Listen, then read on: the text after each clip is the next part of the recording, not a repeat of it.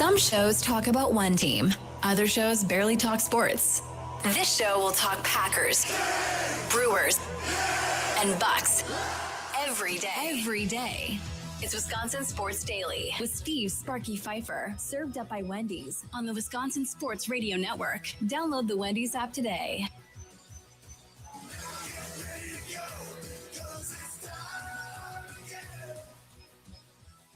Welcome in. It is Wisconsin Sports Daily, served up by Wendy. Sparky here, along with our guy, Charlie Usen, other side of the glass. We broadcast live from Wisconsin Sports Radio Network studios, powered by the Potawatomi Sportsbook. Coming up on today's show, Ross Uglem from the Packer Report. Packers have a wide receiver coach leave and have hired a new wide receiver coach. And Ross Uglem knows this dude as well as anybody is going to know this dude. Saw Christian Watson's dad very excited and giving a detailed scouting report on what this wide receiver coach is going to bring to the room. If this is, hey, we want to make sure Christian Watson signs a long-term deal and make sure he stays here, I think it's a great idea. I'm all about it. If this is, hey, this dude's got a track record of developing and making guys better, that should be the main reason we're doing this, really, at the end of the day, more than it just being Christian Watson's old wide receiver coach. So I'm anxious to talk to Ross Uglem about that coming up at 3 o'clock. So on today's show, yes, we're going to talk Bucks. So in the first hour, we'll have Bucks, Packers, Badgers. That's the goal right now. Got to talk about this Luke Fickell story from yesterday. A second hour, Packers, Bucks, Charlie Sounds today. Third hour, if you missed Ron Wolf on Inside Wisconsin Sports earlier today, the Pro Football Hall of Fame GM, former Packers GM, joined them in the 8 o'clock hour. We'll play back for you what Ron Wolf had to say with them.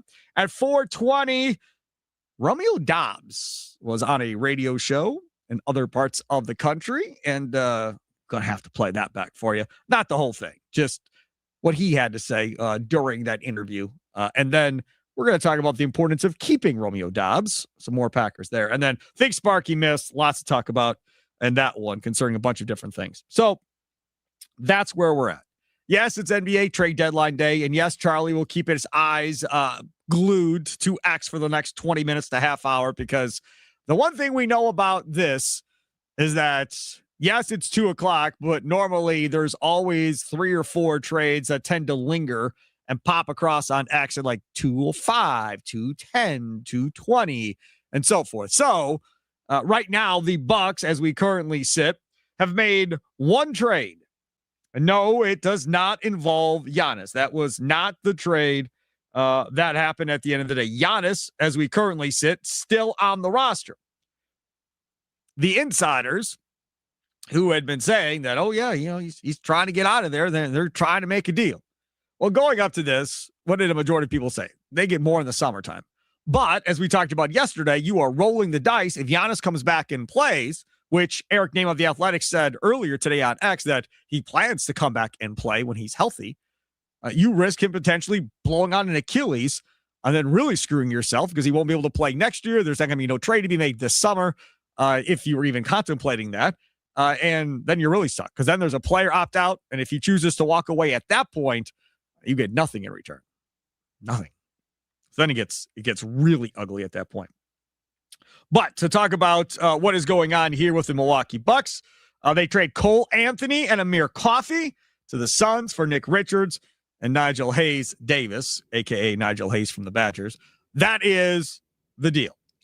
Not actually. The deal changed a little bit. The Bucks and Suns have expanded this to a 3-team deal to include the Chicago Bulls, Ousmane Dieng to the Milwaukee Bucks, and Nick Richards to the Chicago Bulls. What? Why? I like Nick Richards. I mean, I'm pretty happy with Nick Richards if that's what it's going to be. I don't understand. See, this is the thing. And I'm not saying that I'm an expert on all things, because I'm definitely not. Now, he's younger, right? He's younger. He's 22 years old. He'll be 23 in May. He's from France. So maybe they look at him and they say, okay, there's some upside that goes along with this cat. 6'9", only 185 pounds. It's not very heavy at all. This year, he is averaging 3.7 points, 1.6 rebounds, and 1 assist in 27 games played. Thankfully for us, we've got Chicago Charlie on our show who can tell us all about this character, strengths, weaknesses, upside play, all of that. So tell us about Ousmane Dieng. You shouldn't be excited about this at all. Ousmane Dieng. Is how you say it. Yeah. Dieng, okay. No, he's nothing to be really that excited about as a player. I would definitely have been much happier with Nick Richards coming to the Milwaukee Bucks. He was a guy that I think a lot of people saw as a piece last trade deadline last season for the Bucks to hopefully go for. He ended up having that kind of weird situation, got traded and then not traded and then traded again from the Charlotte Hornets. I think that's a player that helps out the Chicago Bulls in their journey to rebuilding or retooling that team over there. A guy that I think the Bucks could have used, especially with the lack of a backup center and a lack of rebounding right now. You know, the thing about this is the question that we're going to ask is, do you think the Bucks took the correct approach to the NBA trade deadline? Right? So you keep Giannis. Do you like that idea? You make this trade, moving off of Amir Coffey, starter, because they just started him the other night. Coffey and Cole Anthony, who really wasn't helping anybody. Plus, he rolled his ankle in that game and took off his shoes the other night and gave them to a kid and all that. But so you have those two guys going, no harm, no foul there. You get back two guys that aren't going to play probably all that much at the end of the day. And it doesn't appear that this is about winning. When they got Nick Richards, I was like, oh, they're going to try and win. They got a legitimate backup center. So Jericho Sims, Charlie's guy, doesn't have to play anymore. And now that's not the case anymore. Now they bring in another guy that can't play. So now they're still trying not to be good, which I'm all for this, by the way, right? Expiring contracts, don't try to win. We're trying to get a better lottery pick. Let's not go crazy here. Yeah, I think that's fair. The Brooklyn Nets just released Cam Thomas, star, I guess, kind of guard that was attached to the Bucks earlier in the season. No, do not sign him. No, I just got you don't want three of those guys and Kevin Porter Jr., Ryan Rollins, and him? No, this is not about winning. Like, okay. I'm going to do this again. Do you think the Bucks are the correct approach to the trade deadline? Nikolay Lautaka text line 414-677-1250. 414-677-1250. I don't think they took the right approach. I think they screwed this up. Now, another trade could pop in here, and then I will gladly walk back what I said and say, okay, I overreacted a little bit too early. We don't have all the deals in yet. But providing nothing else of significance happens here, once they decided we're not trading you, at that moment in time, it should have been, okay, now you have one of two ways to go. Are you going to get aggressive and go find somebody really good to pair with him? And if the answer to that is no, then how are you going to get somebody, salary cap wise or otherwise, to be able to get onto this team next summer? And how important is that lottery pick that you're sitting on right now? You are the Pelicans, the worst of the two you get, to you. Me personally, I'm not trading for Ja Morant, which as of right now, they haven't.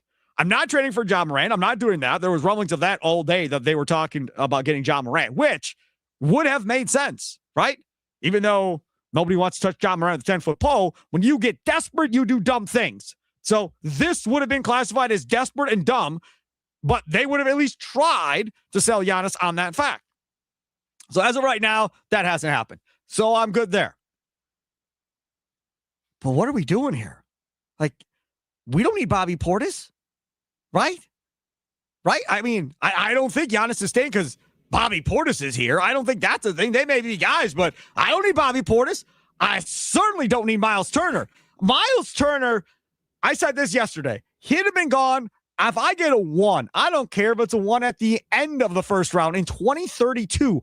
I don't care where the 1 is. To get his salary off the damn books, to clear that money would have been more than worth it for me to clear that money, even if it's for an expiring comeback that you deal with the rest of the year, and now have that added value that you can go out and either trade for some money in the offseason or sign somebody else in the offseason that brings you more than him. And I know Miles Turner has played well, went on the floor with Giannis, and has not been so well outside of like 2 games without Giannis on the floor.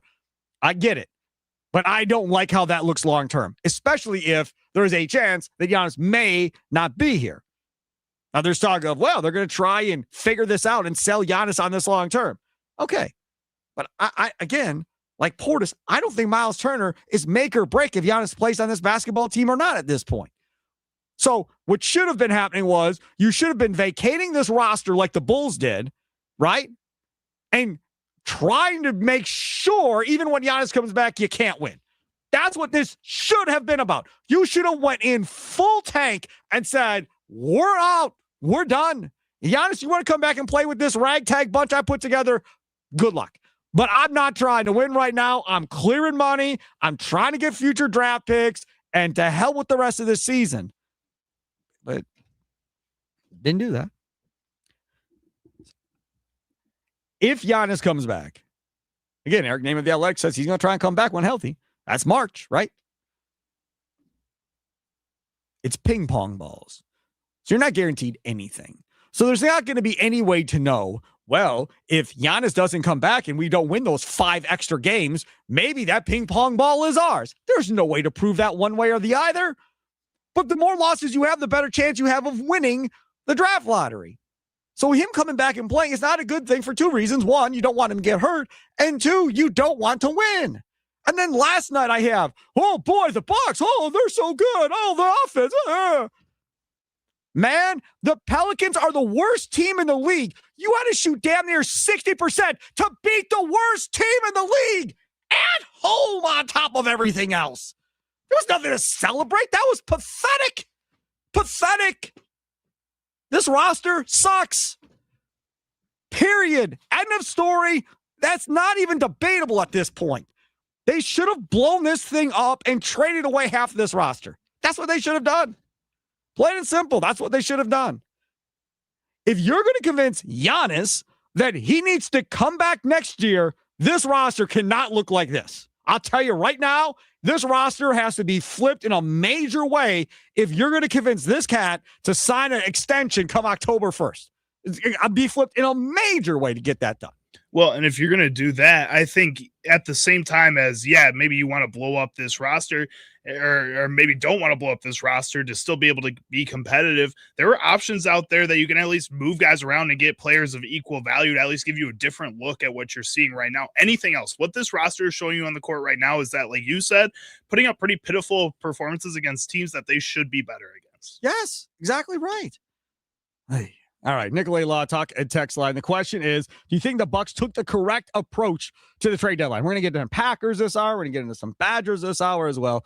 Nicolay Law Talk and text line 414-677-1250. Trell, north side of Milwaukee. You're up first on Wisconsin Sports Daily, served up by Wendy's. What's up, Trell?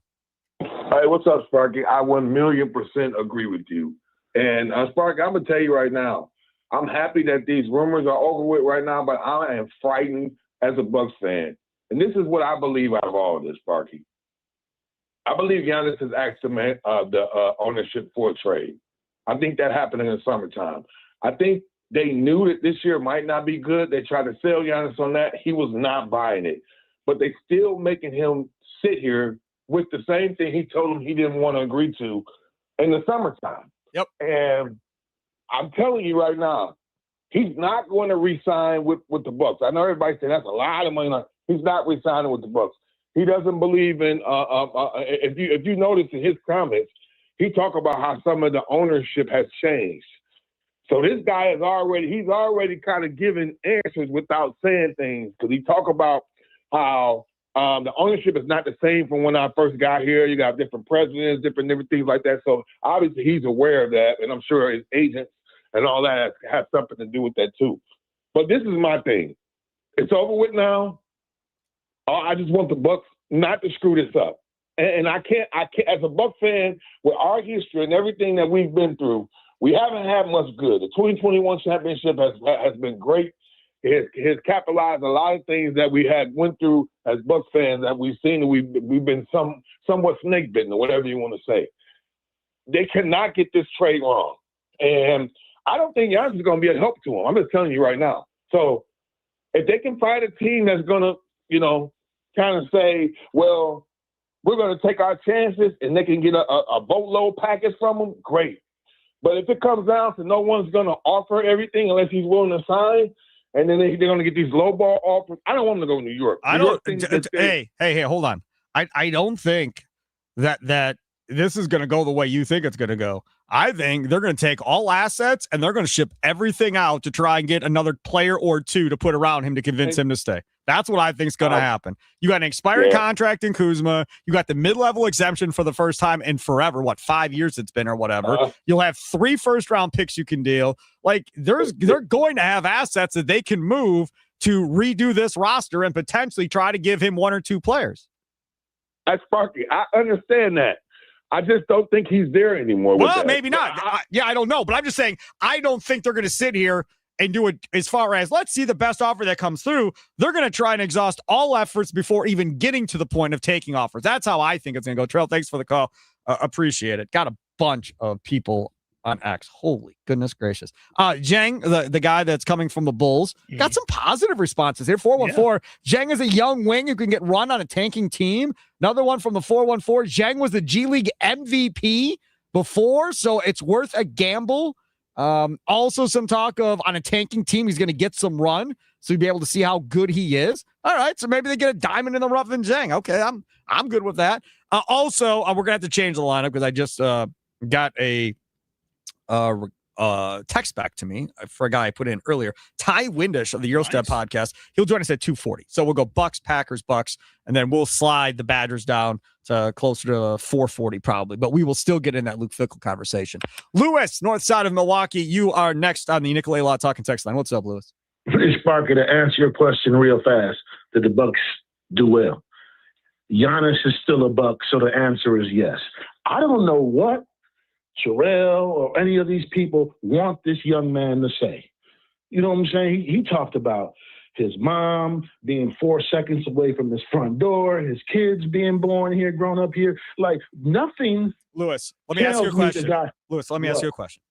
Mm-hmm. Who do you believe are the sources for Shams Charania and the other insiders? Honestly, I believe it's probably one of the brothers and the agent. And the information coming from the brothers is to make the Antetokounmpo brothers laugh. That's what I'm telling you. I think it's the agents. And the agents aren't doing anything without Giannis knowing. That's not true. Because otherwise Giannis would just fire him if he doesn't like how it's going. Giannis is not that type of guy. Everything he's put out shows you this is a loyal guy. He's not going to fire the agents. Those same agents brought his mama to America. I understand. So he's not going to fire him because they did something without his permission. I don't know how. This has been going on. This is a loyal guy. This has been going on for years, Lewis. This wasn't. They made a phone call to Charania, and that was only a one-time mistake. Man, they've been pushing this for several years on the national media. And guess, has it came true? No. Okay, so what is that telling you? So guess what? Everything they're telling, I don't care what they're feeding this Charania guy. Yeah. It's all a lie. Oh, he's not going to sign the extension. Oh, he's not going to do this. So all these rumors, are garbage. So let them keep feeding them. You know what I'm saying? Because they're obviously not true. Like, you talk about, is Giannis going to come back and play? Oh, this reporter reports he's going to play. Doc say he's going to play. Like, why are you believing anything these reporters say in the national media about Giannis? Because none of it ever turns out to be true. Windhorse and Charania have made a career the last 2 years, 3 years about Giannis being traded. Yep. You know what I'm saying? That's true. It's so bad. It's so bad. I was watching ESPN an hour ago when it was obvious that Giannis was not going to be traded. Guess what ESPN popped up on the screen? Shams Charania reports Giannis is not going to be traded. That's how much this guy wants to be right, Spark. Well, they all want him. I mean, again, thanks for the call. Listen, I didn't mean to cut you off. We're going to get to the break here, but just a couple of things here. Number one, first of all, I've seen people say, well, he's making stuff up. He's not making stuff up. You can get fired. You'll get sued. Like, No. He's got somebody talking to him. And as I've been saying for the last couple of years, I believe it's Giannis's agents pushing to try and get him out of here. So that's the first thing. The second thing in all of this, dude, you look at the stars of the NBA. Isn't Giannis top 3, top 5? Yeah. Right? At least. So wouldn't it make sense that his agents would want him in a bigger market for a multitude of different reasons of why they'd want to get him there? Wouldn't it make sense that if you're ESPN and the NBA and everybody else, that you want him in a bigger market too? So if there's smoke of him potentially wanting out and that's what you're being told, aren't you going to push that one of the bigger stars wants out? I promise you, if Joker's agents were talking to Sharania or whoever and saying, hey, man, we're kind of thinking about wanting to go somewhere else here because we're unhappy and they're not giving us a chance to win, I promise you, they'd be covering it the same way they're covering Giannis right now to get him to L.A., to New York, or to wherever he wants to go. And I don't know if it's Giannis's agents or not, but it's the only people that would make sense and who would be pushing this at him. I don't know who else would be pushing it. I guess, but I think from my perspective, looking at the way that Giannis has all these endorsements outside of basketball, he's one of Nike's biggest athletes. Yep. You would think that the factor of needing a bigger market to maybe get more exposure wouldn't matter for like a guy like Giannis, because he is just that international superstar at this point where the location may not matter. And I think Jokic, you could say kind of the same thing, but he doesn't put himself out there as much. Correct. So if the Denver Nuggets start losing, I think that directly impacts him. I think Giannis is just out there and is getting that attention. It kind of seems selfish of the agents to want to move him in that spot, which I know that's part of their job, but it makes less sense to be selfish in this situation than it does for a guy like Jokic if the Nuggets started being bad. And I got some a ton of text. I'm not going to be able to read all of them right now, at least. 920 Frank in the 4. They have to play Bobby Portis. He hasn't played the last 2 games and the Bucks won. Okay. Yeah. I'll take that theory for a little while. I'm fine with that. Yep. 715. Yes. They should have shipped off everyone but Giannis, Kuzma, Turner, Bobby, etc. All should have gone. Agree? I'm with you on that as well. 414. My question is, when does Doc leave? So it's not going to happen during the season. Okay? That's not happening. Now, if we get to the summer and they do remake this thing, then ownership has to figure out whether or not, and Giannis, because he's going to be involved, whether or not Doc's the guy or whether or not they want a new guy coming in that will get Giannis to sign the extension. If Giannis is like, I want to play for this guy and I'll sign, then whoever that is, whether he's good or not, is going to be the next head coach of the Bucks. But it makes no sense to fire Doc Rivers now because you are trying to lose anyhow, and they've done a good job of that. So don't screw this up and try to go bring in a better coach or promote an assistant coach. Then you get that new coach bump, right? So now you win 2, 3, 4, 5 games in a row because he's playing hard for the new guy. No. Absolutely not. There makes no sense to fire Doc Rivers right now. Don't do that. 920 says they'll be all in on the buyout market now. God, I hope not. Why? We don't need to be all in on the buyout market again. This should not be about winning right now. I know that sounds stupid, but it shouldn't be. Mike in Shorewood, you're next on Wisconsin Sports Daily, served up by Wendy's. What's up, Mike? Hey, what's up, Sparky? Another pump fake by the Bucks and Giannis, and all the insiders bit and took it and ran with it. So to me, I think it was a right move because eventually if they do move on from Giannis, I think the option, the best for the franchise and Giannis is to wait to the offseason to survey the landscape after the draft because, you know, teams aren't going to give a load to get Giannis because we know there's going to be some disappointing teams that come up short in the playoffs. So I think this was the best move instead of taking, you know, a shorthanded offer from Miami or the Warriors or even the T-Wolves. So I like that. But Giannis has got to be clear where he stands. He's going to have a meeting with Horst after this season and let him know, do you want to be a damn Buck for the rest of your career or not? If not, we got to move on. If you do, we'll stand into the max deal and we're going to try to overhaul the supporting cast around you. Kuzma being expiring contract, you can move on from, you know, the rest of the supporting cast into really upgrade, which, by the way, they have. It just didn't work out. They did add Dame, which didn't, unfortunately, work out with injuries. They did with Turner. So it's not like they're not doing anything. It's just, unfortunately, it's just injuries and bad luck has come up for the Bucks. So it's not because you're right, Mike. It's not because they haven't tried. You're 100% correct. I say that all the time. All right, coming up next, I want to jump into the Packers here, and then we'll get to Ty Winnish for the Eurostep podcast coming up in about 15 to 20 minutes and get his thoughts on the Bucks doing very minimal at the trade deadline and whether or not he thinks they took the correct approach like we were just talking about here.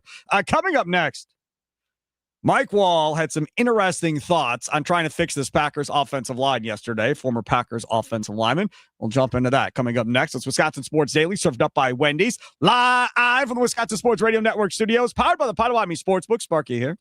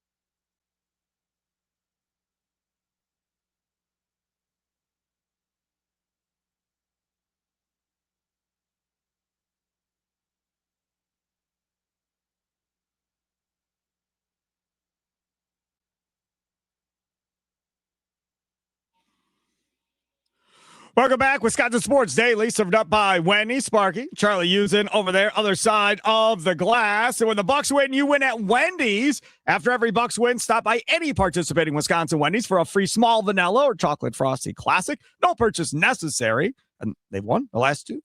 This offer is only good for 24 hours after a win, so act fast. Get that free small frosty classic at Wendy's.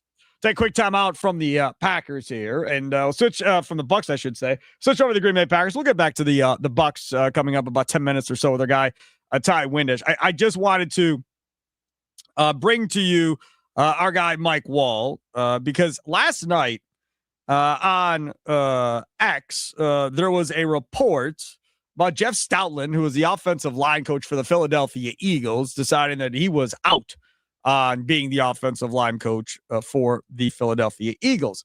And I was really all in on the idea of, okay, I know Mike Wall likes Stoutland. Positive. He's brought it up on the air. So I quote tweeted the report. I said, pretty sure our guy Mike Wall, 68 on X, would sign off on Stoutland being brought to the Packers would be a huge ad.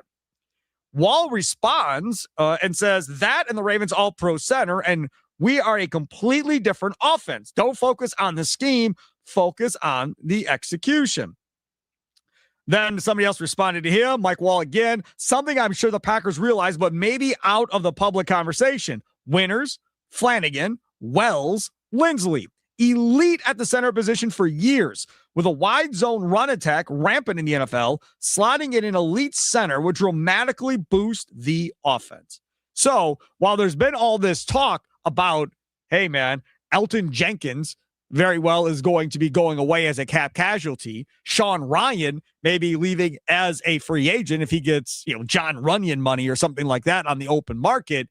What then happens with that center position? And you just heard Brian Gutekunst the other day talk about, hey man, we're going to have all kinds of money in free agency here as far as we can do what we want to do in free agency. We're not going to have to be limited one way or the other. So that means they could go out and potentially sign a veteran center to come in here and play with Jordan Love. I obviously would not be against that idea whatsoever. Now, as far as Jeff Stoutland goes, Jeff Stoutland is going to stay, it appears, potentially in the Eagles organization, but as has been pointed out, everybody in the league will be trying to get him to come be their offensive line coach.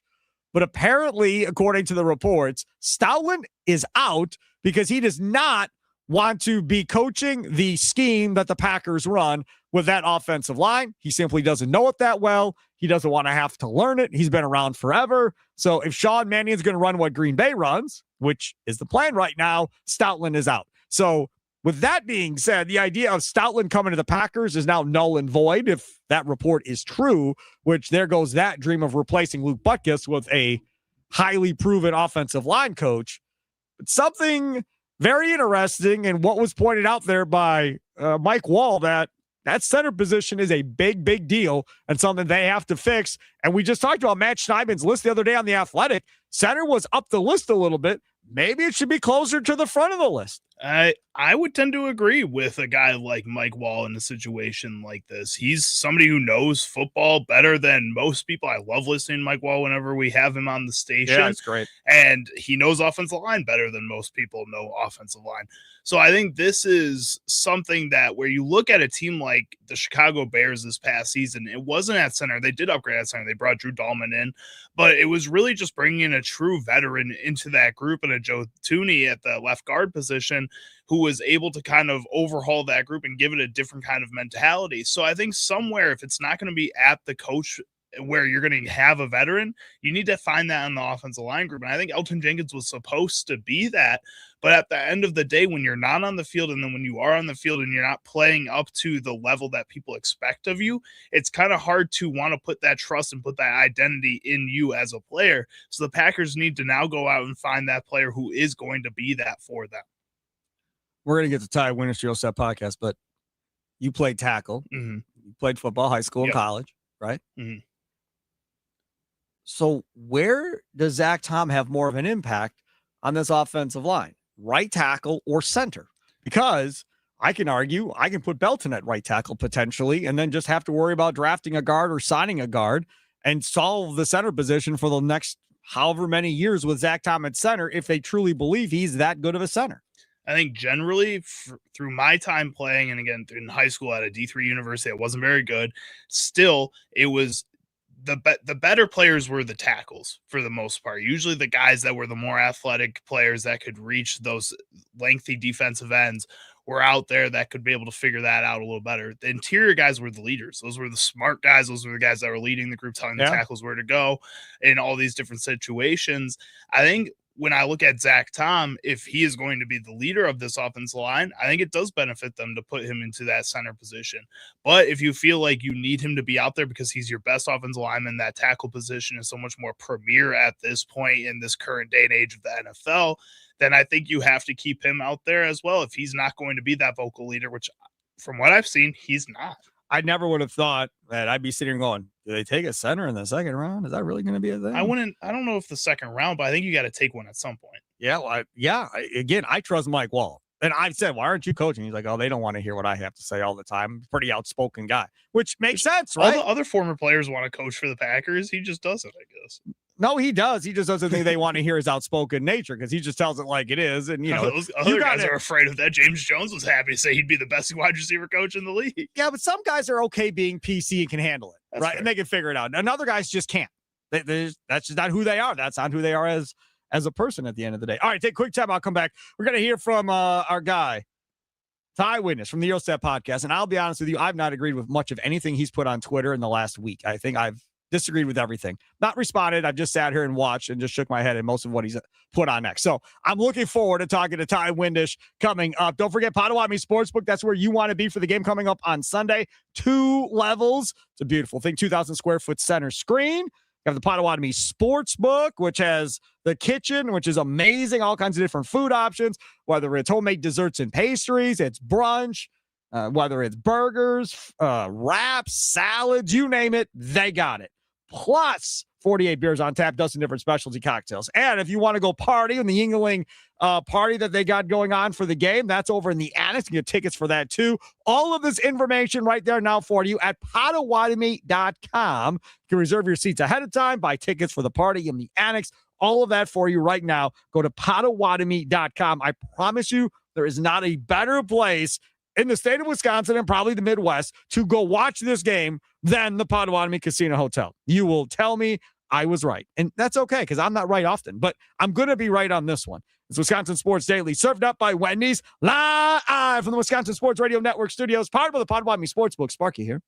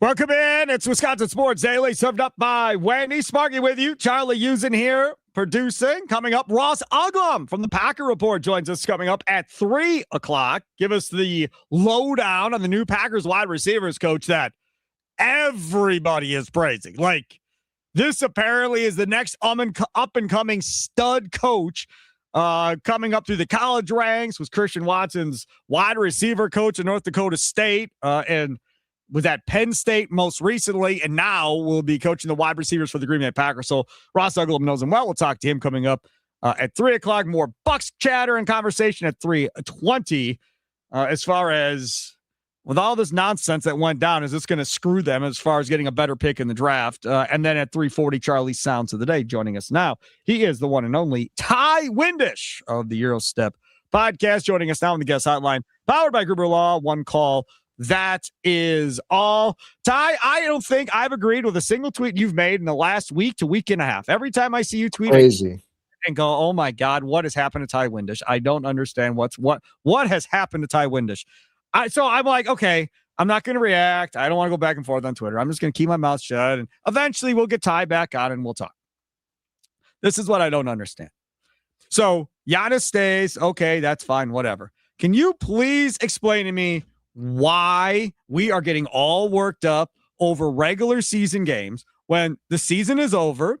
Doc Rivers will probably be gone at some point between now and next season. I don't want him gone now. He needs to stay the coach the rest of the year. There's no sense of getting worked up about that. I don't get it. It's like, oh, we beat the Pelicans. Yeah, they're the worst team in the league. It took your best offensive performance to do it. We're throwing a party like, oh, we're doing something. Like, none of this matters. Like, none of it matters. And the question we had to start off the hour was, do you think the Bucks took the correct approach to the trade deadline? My answer was no. They should have unloaded this entire roster for draft picks and rebuilt this roster in the summer. There was no need to keep anybody on this roster outside of Giannis. Everybody else could have went. I know there's a level fair with Bucks fans and Ryan Rollins. I'm not a part of it. But for the most part, everybody else could have been gone as far as I was concerned, if you truly are going to try and keep Giannis at the end of the day. Because most of these guys, if this roster is 90% the same, they're not good enough to compete for a title next year. Go ahead, Ty. I'm done ranting for the time being. Is the first question, why do I like watching basketball games? Was that the first question is why are you getting so worked up over it? That's why are you so yes, you're supposed to be watch. No, but it's different when you're this way. This isn't the Bucks of Giannis and Middleton and Holiday, and you're like, okay, they've got to be good enough to win a championship and nitpick and overanalyze to make sure they're right. Now we're back to 15-win seasons. Now you're back to, okay, now we're rooting for the better lottery pick. Now we're rooting not necessarily to win games that they lose, right? Now you're looking to see development or whatever. The nonsense of, oh my God, why isn't this guy playing over that guy? And all that. Oh my God. Stop. That's what I do. I can't stop doing that. It doesn't talk to the microphone. That's what we do. Come on, Sparky. Also, that game in particular, actually, it's funny you single out that game. A great game for them to win for their lottery odds because the Bucks get the worst of their pick and the Pelicans pick. So they want to push down the Pelicans as far as possible. Then you only need one team to jump in the lottery to get a top 4, top 5 pick. But anyway, the deadline, I agree with you, actually, which is funny because you're ready to just disagree with everything I have to say, apparently. I don't think it was a very good deadline. I mean, there was a huge development that Giannis posted after, which I think is very notable, and maybe some better things behind the scenes are happening with this movie quote he posted and the caption and everything. I'm not going anywhere from Wolves of Wall Street or whatever it was. Yeah. I'm not bleeping leaving. And the caption, legends don't chase, they attract, pretty strongly implying, want to bring some talent to Milwaukee. That's a great development, but the actual deadline, a whole lot of nothing. I would have liked to see them maximize the opportunity to get some assets for this summer as well. We could talk about Ousmane Dieng, but ultimately not a huge swing or a very impactful move. So I do think it's a letdown of a deadline. You hit the bare minimum of not taking a bad Giannis deal, but you really should have maximized value. Can you sell Trent? Can you sell Portis? I wouldn't have sold Rollins. I get it, different conversation, but do something, right? It takes some bad contracts for draft picks. You have almost none of those. So I do think it was a very disappointing deadline. Not as bad as it could have been, but if the par is don't send Giannis for a bad offer, then what are we even talking about?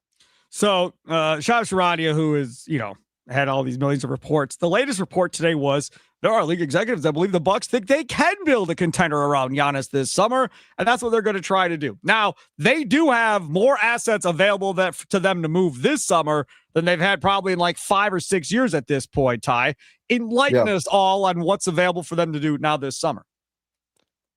Well, that's actually the way you phrase that is interesting. I mean, you could argue more than they've had in almost a decade. I mean, they've had 2 future firsts before, although I think they only gave up 2 swaps at a first for Dame. So in the future, they could trade 31 and 33, 31 and 33 first, and the 2032 swap, which is already, again, like a package on the level of what plus Drew Holiday it took to get Damian Lillard at the time. The picks are more, they don't have a Drew Holiday.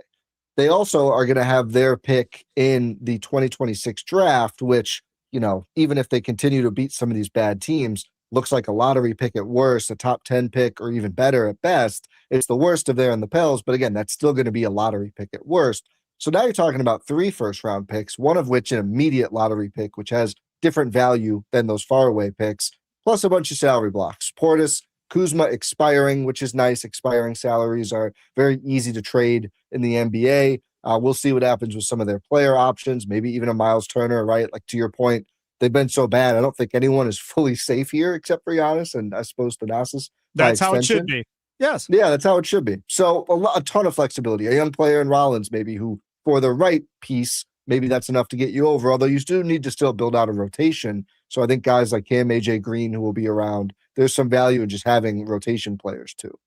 So the one thing that is going to be interesting is, let's say they keep that lottery pick. So if it's a lottery pick that whoever you take in the top 10, whoever that player is, player X, and you get a star player this offseason with your other assets that you have to pair with Miles Turner, Giannis lottery pick, is that enough? Depends on the lottery pick and the other player. But it could, I mean, that's the, I think Giannis said in he gave 2 great interviews this week. I think you had Jim Ozarski on. I saw some great clips. He gave one with Eric Name as well. Yep. And, I think to Name said something along the lines of like, man, we just used to almost, I don't want to paraphrase, but I'm going to like being a competent team. You know what I mean? Like, I don't know if they'll be contending, like they won't be picked to contend for the championship with that next year, but could they come out and be the team we hope they were this year, where high 40s wins and like we're stringing together good games, and then you get to that spot where it's like maybe we're in a 4 or 5 in the first round, but does anyone want to see Giannis and a competent team around him in the playoffs if he can stay healthy through it? No, not really. Like, the rest of the conference does not have the level of star power that Giannis is by himself.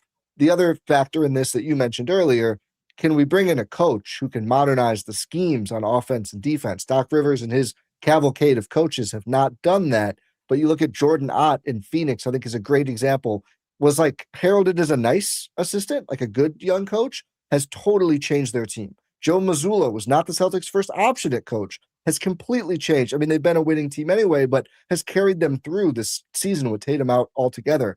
So I think you do that plus the talent infusion, and the Bucks could definitely be competitive at least next year. There he is, Ty Windus, Your Stat Podcast. I'd imagine you've got a ton of stuff going on today with the trade deadline. Yeah, we will be doing a new show shortly this afternoon, breaking down what happened, what didn't happen, and of course the Giannis stuff, which is always going to be the biggest story as long as he's on the Bucks, which thankfully at least a few more months here. Do you think it's the agents feeding Sharania? And if it is, why are they still his agents? No, he said it. He said it before. He said it this week. I ask out all the time. This is the dance. This is the not letting the Bucks become what the Warriors have become, right? Which is, they made the Butler trade last year, but kind of just ran out the string and didn't make any big moves. And now Stephen Curry's kind of just there with all these guys, and they had to salary dump Kuminga for Porzingis. Like, with that's all the due pressure respect, he puts on. That's the dance. With all due respect to Giannis, that's completely disrespectful to John Horst. This man has jumped through hoops over and over and over again. Who the hell stretches Damian Lillard out to go get Miles Turner? Probably nobody in the league. And now we're playing this. Well, I don't know if John really wants to win. I don't know if they're really all in. They've been like hanging around the second apron and everything else. That stuff drives me nuts. Ty, thank you so much. I appreciate it. Yep, thanks for having me on. Even though you disagree with me, I appreciate hashing it out, Sparky.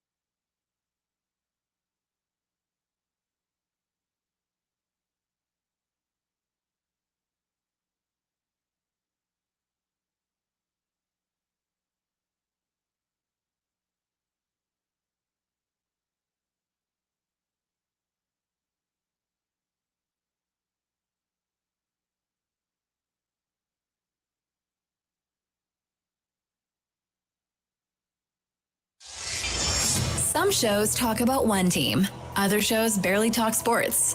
This show will talk Packers, Brewers, and Bucks every day.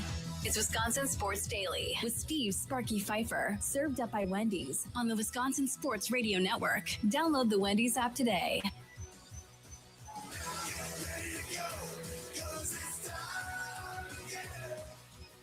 Welcome in.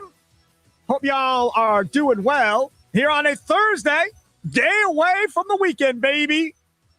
Get into the weekend, have some fun. We are taking down the Christmas trees, or we're going to start to take down the Christmas trees, I think, it's this week. February 5th, Sparky. So what? I just took down the Christmas tree here at the radio station. Yeah, what day was that? Tuesday we took it down finally. That would have stayed up if you didn't do it. Nobody else was going to do it. It's a giant tree. We bought like a 10.5-foot tree or whatever it was. So we took down the Christmas tree here. It's crazy. And my kids are not happy because she's like, we're taking down the Christmas trees this weekend. No, we're not. They're staying up all year. We don't want the Christmas trees. No, it's a whole big thing. Very funny. So that'll be fun this weekend. Looking forward to that. I'm looking forward to this interview because this dude is excited, I tell you. Joining us now on the guest hotline, he is the one and only Ross Uglem of the Packer Report. Follow him on X at Ross Uglem. Ross, thanks for coming on, man. I appreciate it. He's on the phone. Oh, yeah. Boy, am I stupid. Holy crap. Don't get old, Ross Uglem. Do not get old. I bring you up on StreamYard, and he's like, he's on the phone. Oh, my God. What's up, Ross? Is he Are we good? Oh, there we go. Yeah, you're good. No, I brought you up on the board for StreamYard to do video, and you're clearly on the phone. And Charlie's like, he's on the phone, Sparky. Way to go, knucklehead. Okay, so I wanted to get you on, obviously, to talk about what's going on with the Packers coaching staff. Now, really, this is kind of the first time where we've seen the Packers on the offensive side of the ball do something different. Everybody wanted Luke Butkus gone. Some people wanted Stenavich gone as offensive coordinator as well. People wanted Bisaccia gone as special teams coordinator. And as of right now, none of them are gone. I don't think any of them will be gone. Then comes the development today that the Packers wide receivers coach was wanted by Sean Mannion of the Eagles. So he departs stage left, and the Packers hire Penn State wide receivers coach Noah Pauley, who, of course, was the coach of Christian Watson when he was at North Dakota State. They describe him as a rising star from everything I've seen. You really, really like this guy. Tell us all about him. Yeah, Noah's awesome. When Chris Kleiman left North Dakota State to take the job at Kansas State, Noah Pauley was hired by Matt Entz to coach receivers at NDSU. At the time, Noah was the offensive coordinator at his alma mater, Division II's University of Minnesota, Duluth. Noah, as a player, owns a lot of records at Duluth and was an unbelievable wide receiver there, and is just one of those people. And I've played golf with Noah. I know people that know him well. Described as annoyingly good at everything. That kid on the playground that was good at basketball, good at football, good at soccer, and then later on in life, good at darts, good at billiards, good at ping pong, just good at everything. You wanted him on your team. But beyond that, he's an exceptional football coach. You know, I think the obvious one's going to be Christian Watson, but even the development of like former Packer Darius Shepard, who, you know, didn't have the most physical gifts in the world, right? Like not the most athletic guy to ever make it into the NFL, but a multiple-time All-American, did make it to the NFL, hung around professional football for a long time, and then takes that Iowa State job. And man, Xavier Hutchinson, Jalen Noel, Jaden Higgins, just sending dude after dude after dude into the league. And it's not like he was coaching at Alabama. I mean, constant development of excellent wide receivers. And he's just really smart. Like I said, a former play caller, again, at the NCAA Division II level, but played the position, understands the position, teaches the position well, has developed talent, and just awesome, man. He was part of the Packers Minority Fellowship program, so he has done some coaching in Green Bay during the summer.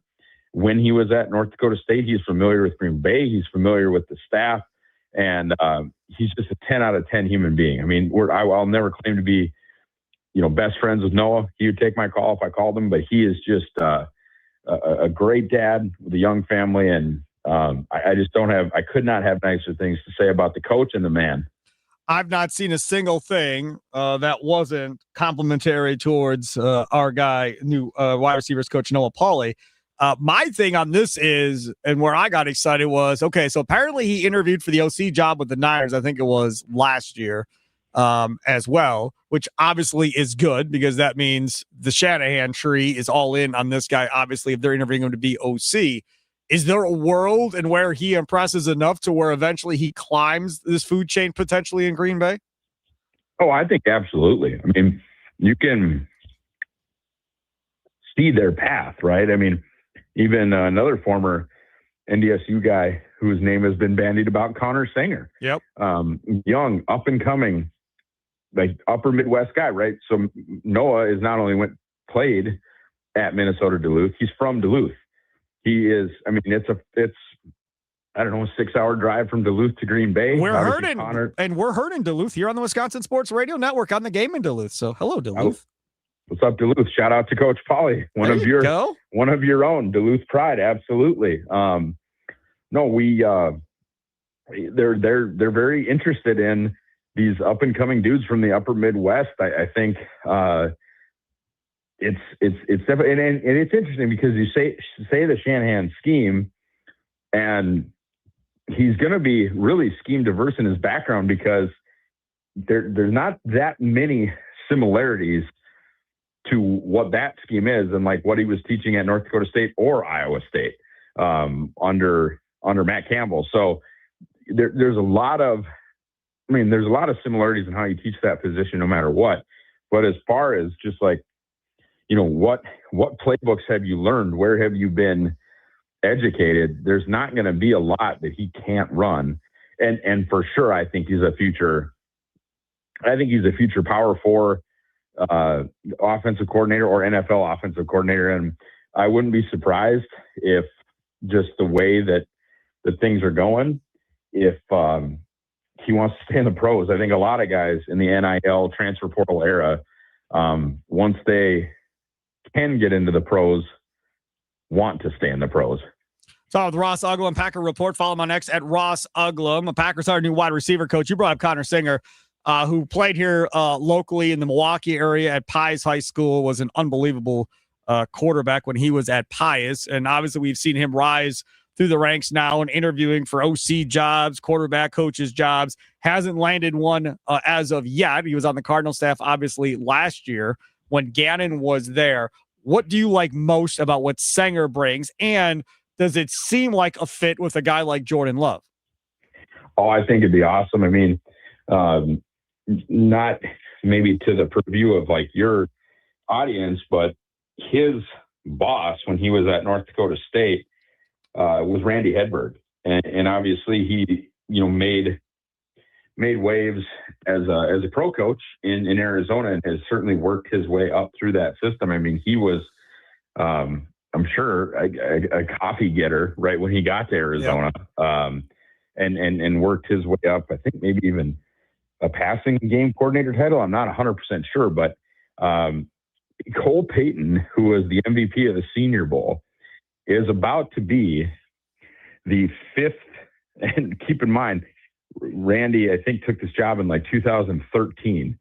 So he's going to be the fifth Bison quarterback drafted, in the last 15 years. Wow. I don't think either of your two markets, the Wisconsin Badgers or the Minnesota Golden Gophers, want to look at how many quarterbacks they've had drafted in that same amount of time. And this is a lot less about me pumping up NDSU than it is just understand when you're basically getting 2, 3, and 0-star QBs and developing them into pros consistently, and you spend every day in that room learning from Randy and producing these kinds of results. I mean, that's the foundation of his ability to teach quarterbacks, is to take 0 stars out of the upper Midwest and put them in the league. And honestly, I mean, there's some some common ground there too with Jordan Love. I mean, he played at Utah State. Jordan Love did not come from USC or Notre Dame or even Cal, where Aaron Rodgers came from. This is a Mountain West guy.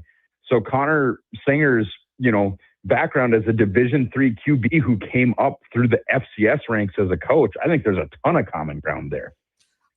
What about what this quarterback room needs? Because Malik Willis probably not coming back, right? So then you have to figure out what you're doing. Ritter is still there. McCord they got there too. They signed after the season was done. Potentially a draft pick. But then the star, obviously, is Jordan Love. So what are you really looking for in that quarterback, coach? Is it more about how he's going to work with Jordan Love? Is it more about how he's going to develop the guy behind Jordan Love to be ready like they did with Malik Willis? What's the most important thing for you, Ross? And if it's about Love, what does he need to fix? I don't know that he needs to fix anything, but when you get to the level that Jordan Love is at where, I know Bears fans don't want to hear this and Vikings fans don't want to hear this. And because of Green Bay's market size and Green Bay's unfortunate lack of the last couple of seasons of not winning playoff games, I mean, Jordan Love's right now playing statistically as a top 6 or 7 QB in the league. That matches what my eyes see. It matches all the advanced numbers. And basically, if you extrapolate his actual numbers over 17 starts, I wish he'd stay healthier, but that's not something Connor Singer or any quarterback coach can fix. Yep. I mean, he is an elite quarterback. He's the guy. And ultimately, the point of this whole thing is to win a championship. And other than, that fever dream Nick Foles run, you're not winning a title with your backup quarterback. So while it's important that they see what they have in Ritter, I don't think it's much. I'm slightly more intrigued by Kyle McCord, but, a draft pick or another reclamation project, I'd be interested in Trey Lance. Obviously, Connor and Noah and Christian, having worked with Trey at NDSU before, certainly would be.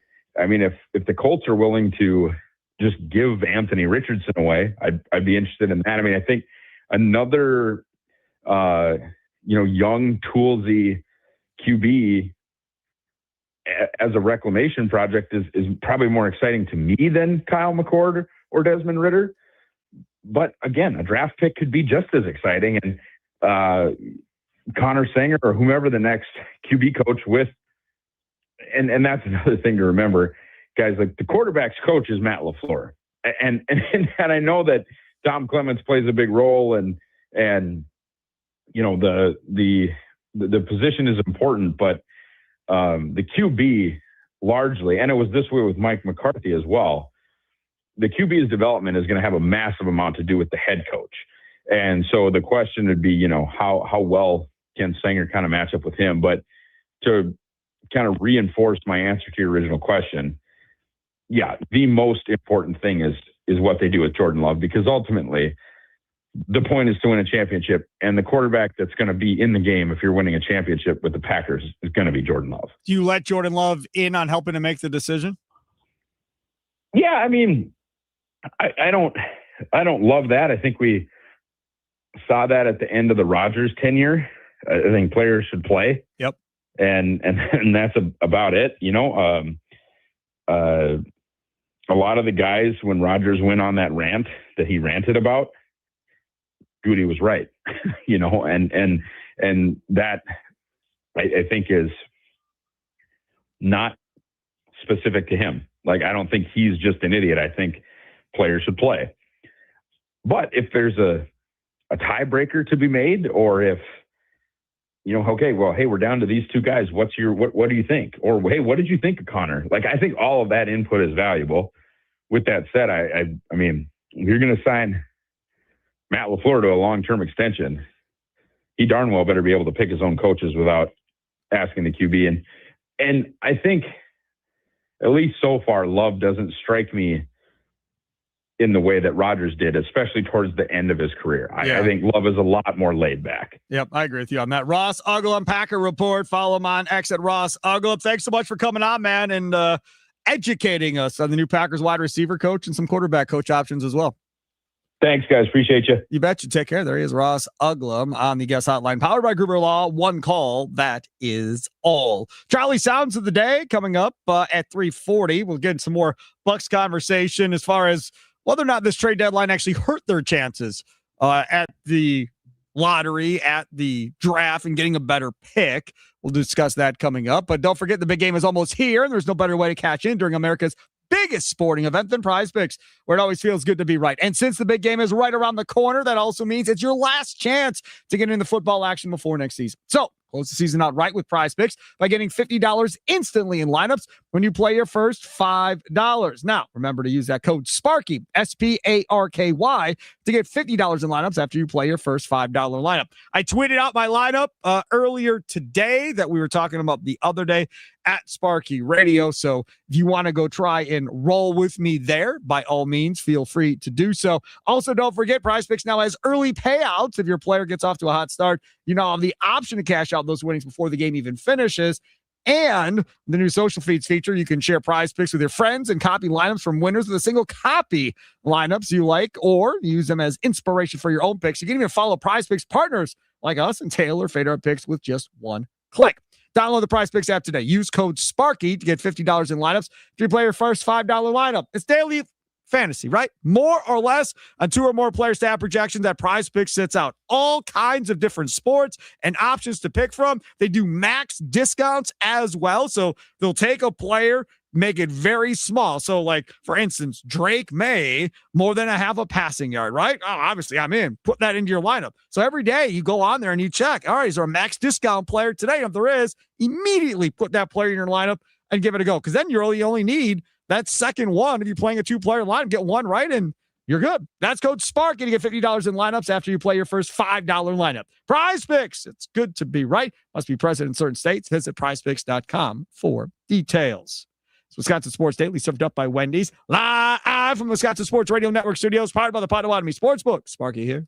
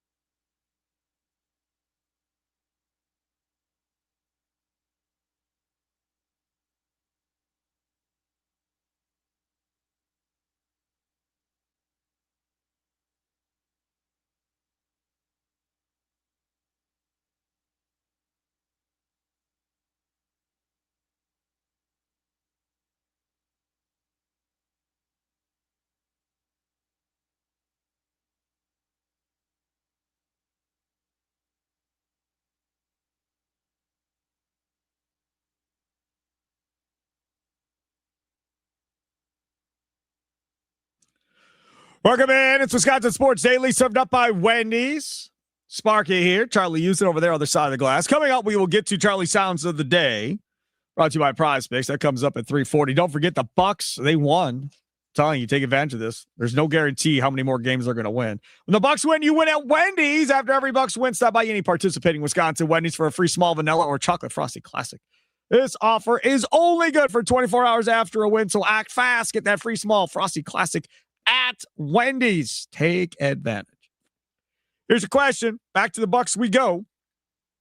This is going to probably be the last Bucks topic, I think. Outside of you have something in Charlie Sounds of the Day. 4 o'clock hour. We're going to replay the Ron Wolf interview. He was on Inside Wisconsin Sports today with Trevor and Josh. So you'll hear that coming up at 4 o'clock. We're going to talk some Romeo Dobbs because he was on a radio show as well talking about the Packers. We're going to ask you a question about that. And then things Sparky missed coming up at 4:40. So, and 4:40, we're going to talk about some of the other trades that happened in the NBA. So there'll be some NBA conversation there as well. Plus, I saw an interesting little nugget on the movie The Replacements that I did not know. I'm surprised you've seen the movie. And you haven't The seen Replacements? Anything. You haven't seen anything. That Replacements movie. You called it Wolves of Wall Street earlier. Never seen it. Yeah, I've never seen that movie. I've heard of it. Never seen it. Who Tommy, get up over here on the microphone. Who was the person you asked me about today? You're like, hey, Sparky, do you know who this person is? Wait. Sparky had prefaced, by the way, that he's heard this name before, Charlie. But I don't know any songs. Fetty Wap. You don't know Fetty Wap? I've heard the name. No, but I can't tell you like a song. Dude? Yeah. Never heard of that. No idea what you're talking about. I thought you were going to ask me Gene Hackman or Keanu Reeves. I was it ready to go. involves both. Yeah, okay. It involves both people. All right. But I did not know this as far as how that whole movie came about. So we'll get into that coming up at 4:40. So there you go. Some random stuff. Okay, so here's the question. Do you think the Milwaukee Bucks, with the moves they decided to do, essentially getting Jang, who is a G League guy, 6'9" wing player who hasn't done anything for the Bulls this year. He was with the Thunder for a majority of the season. Yes, he got Thunder and then the Bulls. Right. Yeah. Only 22 years old, right? So he's young. That's positive, right? You always want to get younger, even though every time they've tried to get younger, they've missed. But either way, so they get him. They get Nigel Hayes. Davis, I guess he had a Davis onto his name now. Bring in Sam Decker too. He, of course, was with the Badgers. I'd be all for Sam Decker. Frank Kaminsky too. Just bring them all here. That'd be awesome. Yeah, fine. Whatever. I've wanted Sam Decker on this Bucks team for probably 5 years, and I just talk to the clouds whenever I get that gets brought up. But this is the thing. That deal did absolutely nothing. Yeah, you lose Coffee. Yeah, you lose Cole Anthony. Fine, whatever. Who cares? So realistically, it didn't help you get better. And did it help you get worse? Probably not. I mean, I don't think there was that much of an upgrade. Maybe Coffee gave you a little something from time to time in the last week or so, but for the most part, it didn't do much for you, right? But you certainly did not clean house to try and get future draft picks and assets to make sure that this thing wasn't going to go sideways. I told you earlier on in this show, Eric Name of The Athletic tweeted out, according to his sources, Giannis plans on playing when healthy, right? Jamal Collier of ESPN now says he's not playing the rest of the season. So here we go. We have local and we have national. So we'll see how this all plays out. I mean, I guess if you're Giannis, you could just say you're not healthy the rest of the year. Yeah, you could. But if you're Giannis, he's not going to do that. Have we heard the way Giannis has talked about anything entire time throughout this based entire on everything process? He says, he's going to play. He wants to. If he can play basketball, he's going to go out there and play. He's going to play his hardest. That's what he says. So again, if this is about improving lottery selection and giving yourself the best chance of getting a stud player, him coming back and playing with a full complement of a roster, they're going to win a few games. They just are. He himself is going to will them to win a few games. That's not helping trying to get another star player to play with him this summer if you try to pitch him again to stay in Milwaukee and sign an extension come October.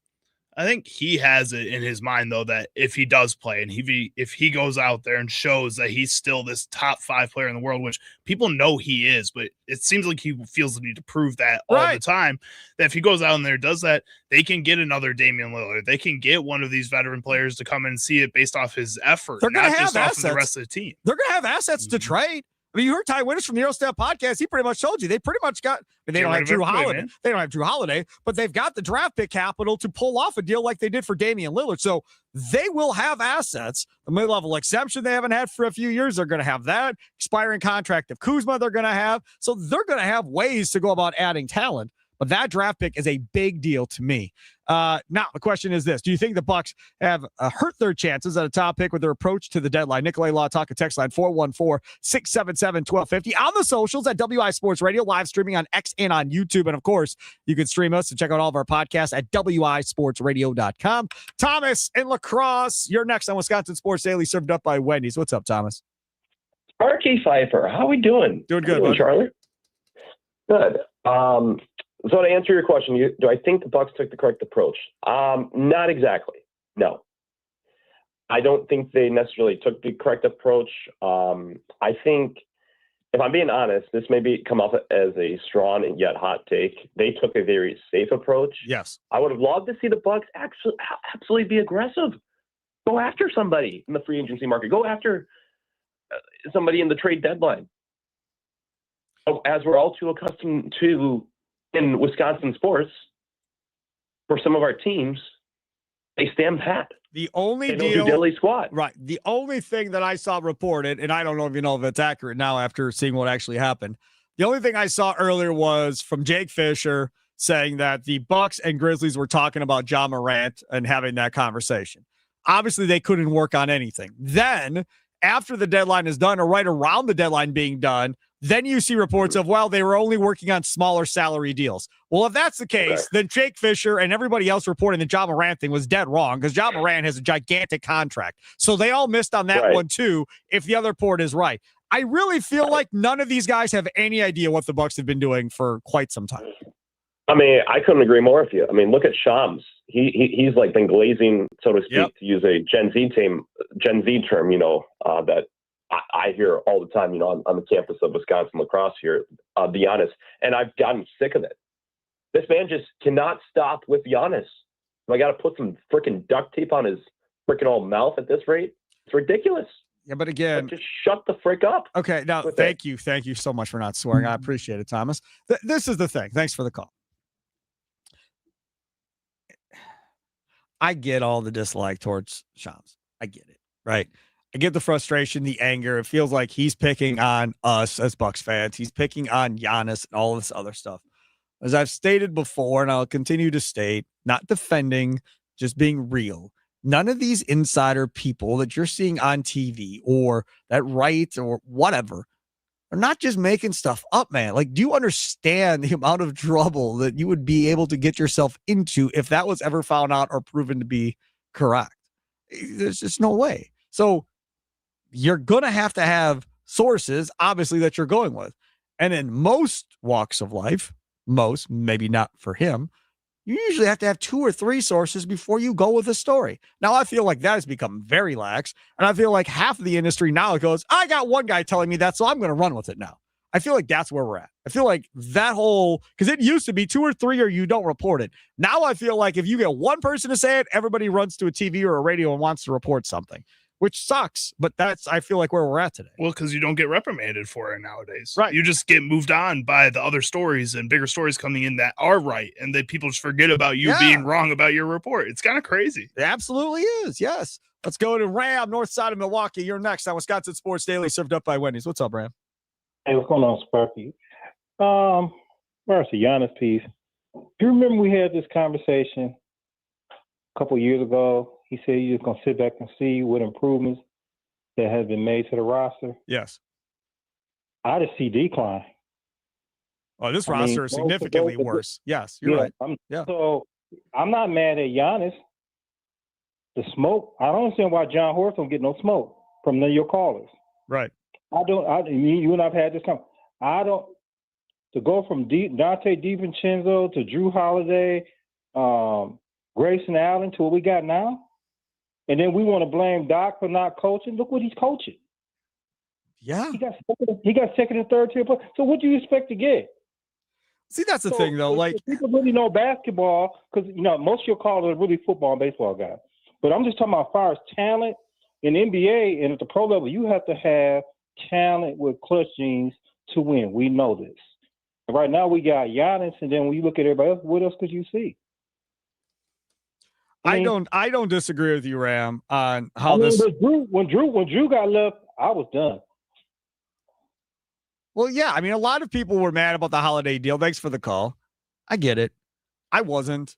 Lillard was a clear upgrade offensively. Defensively, you knew he wasn't going to be, but that never got a fair shake. He was hurt. Giannis got hurt. The first year, they're playing the Pacers. Middleton was the only healthy guy. He was out there trying to do it by himself.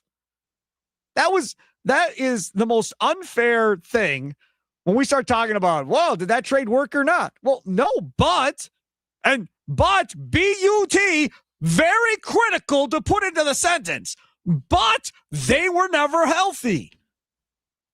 If Lillard and Giannis were healthy in the postseason 2 years in a row and got bounced in the first round, then obviously, yes, that was a horrible trade. It failed miserably, and they screwed that thing up. But you never got to see it. You just never got to see it.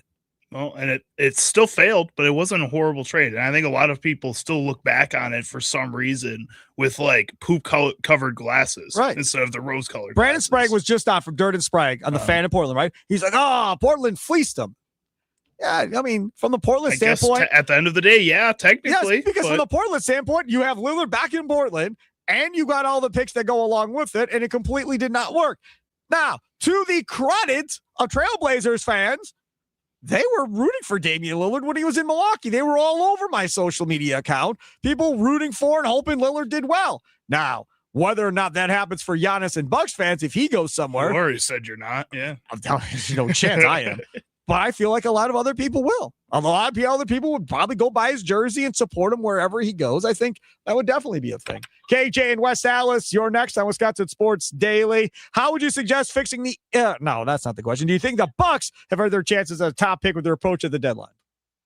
Hey, good afternoon, Sparky. Thanks for taking my call. Sure. Yeah, I mentioned this the other day, Sparky. I thought that the Bucks should have cleaned house completely and got rid of as many players on the roster as they possibly could. And they didn't do that, obviously, or they haven't done it yet. My question to you, Sparky, is, obviously, Giannis's intent is to win another championship. And the Bucks' intent is to put players around Giannis to keep him here. That's I guess their main focus right now, right? So who do you and Charlie think that the Bucks could put around Giannis for next year that's already a proven player, star, or stars, if you will, that Giannis would be happy with to stay with Milwaukee? Because obviously he said that he wants to stay with Milwaukee if they put, the right players around him. Who do you guys think would be the right players to keep Giannis in Milwaukee? All right. Thanks for the call. Charlie, give it a shot. Well, I think Chris Middleton is going to be an unrestricted free agent. Might as well just bring Chris Middleton back if you feel like that's something that can help him out. He played all right to start the season with Washington there. There's other good veteran players that are going to be on player options. You need a superstar. You don't need. Which brings me to my next guy, James Harden. If he chooses to not take that player option and look for a bigger contract, which is very likely at this point. As we look down the list, other than that, free agent wise, there's not too many other star players that are worthwhile. It's going to be a trade. You're going to have to go trade and get somebody. That's the only way you're going to get somebody. You're not getting somebody in free agency. This is going to have to be a trade for a player like Lillard was a trade for. You're going to have to go trade for a guy in the offseason that maybe nobody's talking about right now. Maybe nobody thinks is available necessarily at this point. That is kind of what's going to happen. I brought this up earlier. Off the air, Mike Wickett, who is going to be hosting the Saturday and Sunday shows nationally on the Westwood One network. For those people that I don't know who carries Westwood One network or not across the state of Wisconsin, but eventually he's going to be doing that. And he used to be a morning show host in Milwaukee. He had tweeted out earlier today about, hey, nobody's talking about it, but look at all the number 1 and number 2 round picks that the Charlotte Hornets have acquired here over the next 7 years. There's like a dozen first-round picks, a ton of second-round picks. They got a lot of picks, and they've got a lot of young guys, right? I mean, LaMelo Ball, Bridges, Con Knipple, Miller. They've got a lot of young guys that can go along with all those other picks. Now, this is where it gets interesting. If they decide they're going to go make a move for Bam Adebayo in Miami, or whoever they decide to go get to be a big, because they need a big. Whoever they decide to go get a big and give up that draft capital, maybe there's a world where the Bucks get involved and are able to take one of those guards to come back over this way in Milwaukee and play. But again, now you start talking about, is that enough for Giannis, right? Is going and getting LaMelo Ball enough to prove to Giannis, yeah, we can win a championship now because I got LaMelo Ball with me? I don't know if that's enough. What are Giannis's thoughts on Ryan Rollins? We know the Bucks fan base is in love with him. Is Giannis in love with him? Does Giannis think he can be a star player that can be his Robin to his Batman? I don't think he is. Because that's what we're talking about. Somebody that can come in and be Robin and be okay being Robin to Giannis, right? That has to happen. And then that lottery pick that you get has to be an impact player in year 1. Then maybe you get that. You know, the other guy that's not going to be where he is currently, who you did not mention, LeBron James. Yeah, you went with that in the offseason this past year too. He's old, no shot. But I don't think Giannis is going to pass up playing with LeBron if that's an opportunity. Yeah, I don't think LeBron wants to come to Milwaukee either, even with Giannis here. And I said that again this past I think he's going to find his way back to Cleveland and then retire. That's like one of the only other places. Yep. It's either stay in LA or it's go to Cleveland. Yep. That's it. I think so too. Coming up next, we're going to get to Charlie's Sounds of the Day. Looking forward to that. Don't forget Potawatomi Sportsbook. Potawatomi Casino Hotel coming up on Sunday. That's the only place you want to go watch the game. It is unbelievable. 2 levels, 2,000 square foot screen, over 30 sporting events at once. Plus, I mean, you got the Potawatomi Sportsbook. You can play every prop you want in the world if you want to. Parlays and everything else right there. And then go sit back down in your seat or your booth or at your tabletop. They have so many different seating options of where you can sit. You got all of that available there too for you. Potawatomi Sportsbook Kitchen, unmatched, all-day brunch. You got sandwiches, wraps, salads, wings, whatever you want. They've got it right there. Plus homemade desserts and pastries every day, made on premise, on site, 48 beers on tap, dozen different specialty cocktails. That you can do. And you can go online, reserve your seat ahead of time. I don't think it's sold out yet. I'll have to text and find out before tomorrow. But as of last check, there was still room. So you can go online and reserve your seat there if you'd like. There's a nominal fee. Go Source Food and Beverage. Then they also have the Yingling party going on as well. That'll be in the annex. They'll have TVs set up all over the place, food, beverage, the whole thing. Be a lot of fun there. You can take advantage of that too. Also, to get tickets for that, go to Potawatomi.com. So literally 2 different ways where you can go and have an absolute blast to watch the game coming up on Sunday. Charlie Sounds of the Day, straight ahead. It's Wisconsin Sports Daily, served up by Wendy's, live from Wisconsin Sports Radio Network Studios, powered by the Potawatomi Sportsbook. Coming up at 5 o'clock, it is Wisconsin Sports Wrap-Up, but a special edition today. Wisconsin Athletic Hall of Fame has started a podcast series, and as they record these, we're going to air them on the Wisconsin Sports Radio Network. They're doing 10 of them throughout the year. The first one, they just interviewed Bonnie Blair, and she'll be coming up here in the 5 o'clock hour. They'll play back some of that. Plus, they have another Olympian they're going to talk to in the back half of that hour as well. So 5 to 6. Olympics get going, tomorrow, I think, is the opening night and all of that fun stuff. So it ties in perfectly. Check that out from 5 to 6 o'clock tonight. If you want to hear Bonnie Blair, I think it's a half-hour long interview. So definitely want to stay tuned from that. 5 to 6. Tommy Wirtz and Mark Cass will host that one for you for the Wisconsin Athletic Hall of Fame podcast series.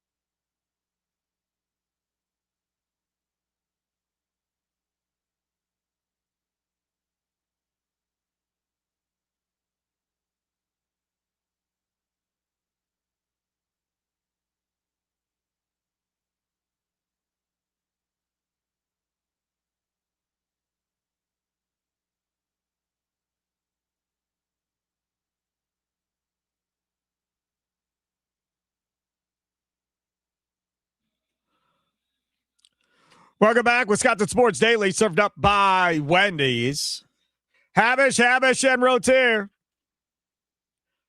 You've heard Habish for a long, long time, right? Everybody you know probably, or at least there are people that you know, that have probably used Habish, and Rotier at some point. They've been around since 1930. I mean, literally 1930. So you're coming up on 100 years. So your grandparents may have used Habish at some point along the way here. Very well could have. Or your great aunts or cousins or whatever, friends, all could have used them. And the reason that everybody uses them is because they're the best. It's not that hard to understand. They always say in their commercials, national reputation, hometown service. Well, for good reason. They got some of the biggest wins in the state of Wisconsin in history. In the state of Wisconsin history. They got records all over the place. And when you do that, yeah, your reputation grows bigger and bigger and bigger, and now everybody wants to use you. The cool thing is they're in your backyard. They're all over the state of Wisconsin, 13 different places to go. You get that hometown service, as they like to say, where your case becomes the most important to them because it's the most important to you. That's what makes them so good. That's why they're the best. Check them out today, again, at Habish.com. Again, that's Habish.com. And you are all set. Call 1-800-2-HABISH, 1-800-2-HABISH. Let's now get to Charlie's segment. What sound clips will Chicago Charlie pick today for Sparky?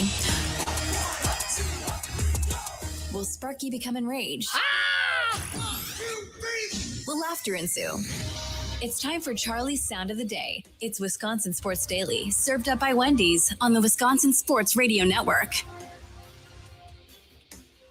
All right, Charlie, top 3 sounds of the day. Where we going? All right, first up, we're going to head on over to Radio Row at the Super Bowl, where all of these clips are actually from. This is Kyle Long, former Chicago Bear, one of my favorite players of all time. He was saying the Packers are still the team to beat in the NFC North next season. Well, I think it's also important to take a step back and understand the context of what was happening in the NFC North this year.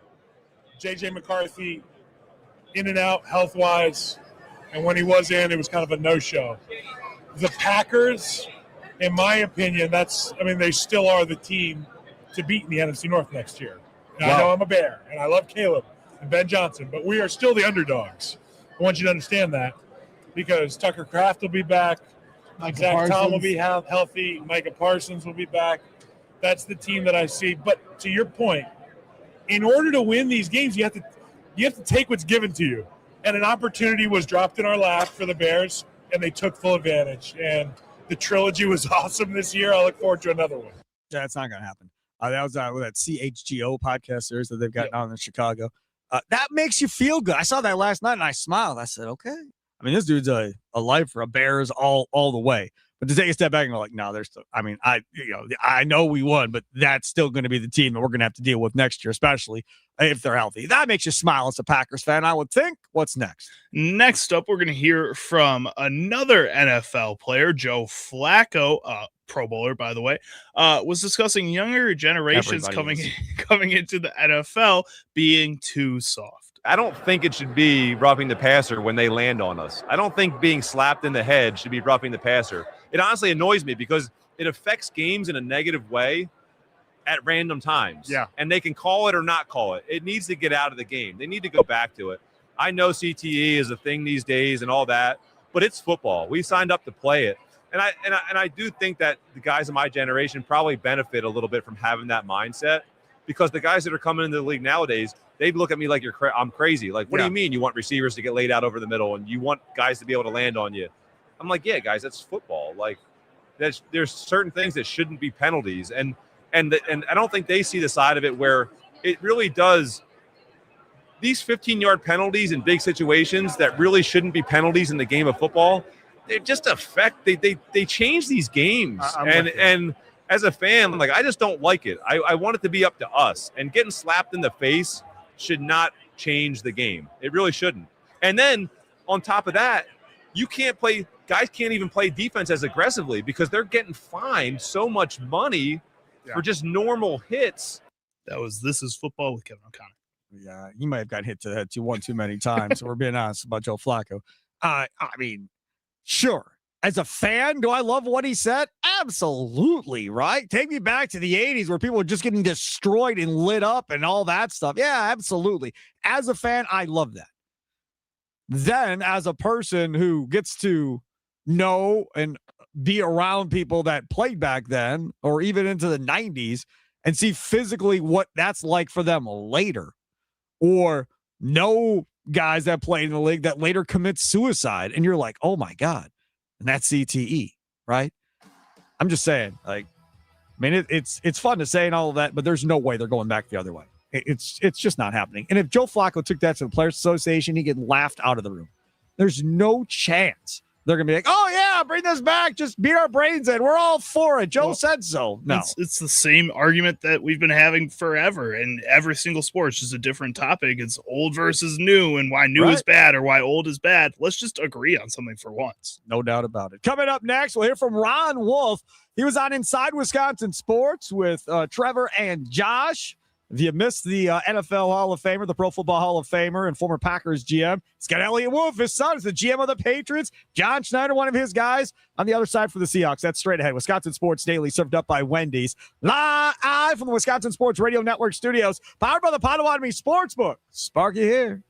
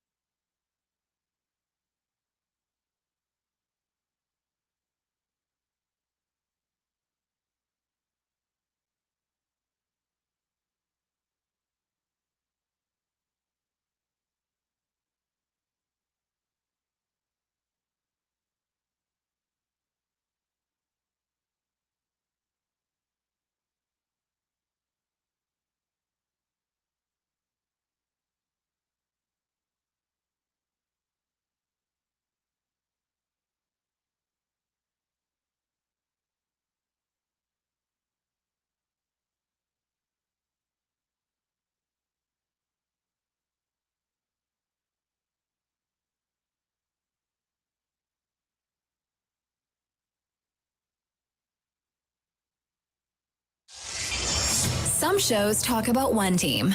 Other shows barely talk sports.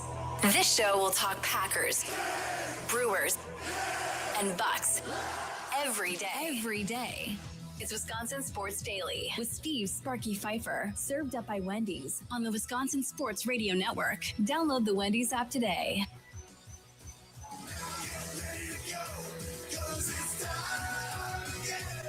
Now, normally in the 4 o'clock hour, we have a bunch of different topics, do a bunch of different stuff. Today's going to be a little bit different because at 5 o'clock, Wisconsin Sports Wrap-Up is going to be a little bit different than it normally is today. We're going to do this 10 times throughout the course of the year. We have a partnership. The fine folks over there at the Wisconsin Sports Athletic Hall of Fame, they're starting a podcast series, a speaker series. So as they do these type of interviews, we'll turn them into on-air bits for you to go back and listen to. And a couple of days ago, they spoke with Olympic legend Bonnie Blair, and it was a half-hour-long interview. So you're going to hear that coming up from 5 until 6 today. Tommy Wirtz, Mark Hass from Wisconsin Athletic Hall of Fame will also join the show. Plus, we'll have another former Olympian will join in the back half of the hour. That will be a live interview. So stay tuned from 5 to 6. I'm setting all that up because this is going to be a little bit different than usual.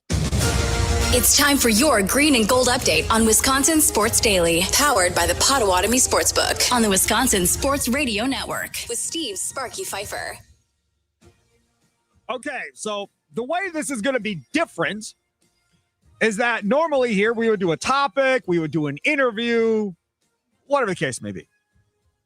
And sometimes on this show, we'll play back an interview if it's really good. Right? We've done that a couple of times here in the last week or two. Normally we don't do it, but sometimes we'll do it from time to time. Normally, interviews get played back in full from different shows on Wisconsin Sports Wrap-Up, but that's not around today. And this is too important of an interview not to let y'all hear one more time in case you missed it this morning on Inside Wisconsin Sports with Trevor and Josh. 6 to 9 weekday mornings. Make sure to check that out. Now, tomorrow, Josh is off. So Trevor Thomas is in for Trevor Thomas is hosting. Tommy Wirtz is in for Josh tomorrow. So Trevor and Tommy tomorrow morning. And then Monday, Trevor is off and Tommy is in for Trevor. So then it's Tommy and Josh. You're getting how this goes? Somebody's off, Tommy comes in, and he's just the ultimate Swiss Army knife, right?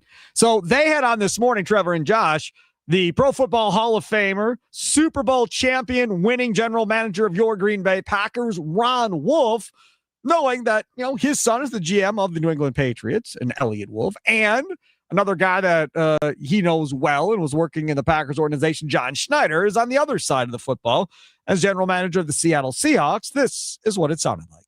A lot of people take a lot of pride, Josh. As they should. Coming from the Ron Wolf tree. He calls it the process. We all know it as the tree. So let's talk to the guy with the roots in the ground. Ron Wolf, former Packers general manager, joining us on the Wisconsin Sports Radio Network guest hotline, powered by Gruber Law. One call, that's all. Our chat with former GM of the Green Bay Packers, Ron Wolf. So how incredible is it that Elliott is there now? Well, I think it's wonderful. I think that just what he's been able to accomplish in his career is remarkable. And obviously, Edie and I are very proud of him, what he's accomplished, what he's been able to do in a very tough profession. And this is a culmination of a lot of hard work on his part. Can you talk a little bit, Ron, about just as a parent? I mean, both Trevor and I both have kids, but to see, him not only accomplish that, but how you literally took him through all of the stages and he talked about that hard work. But how is it just as a dad being able to see him do that?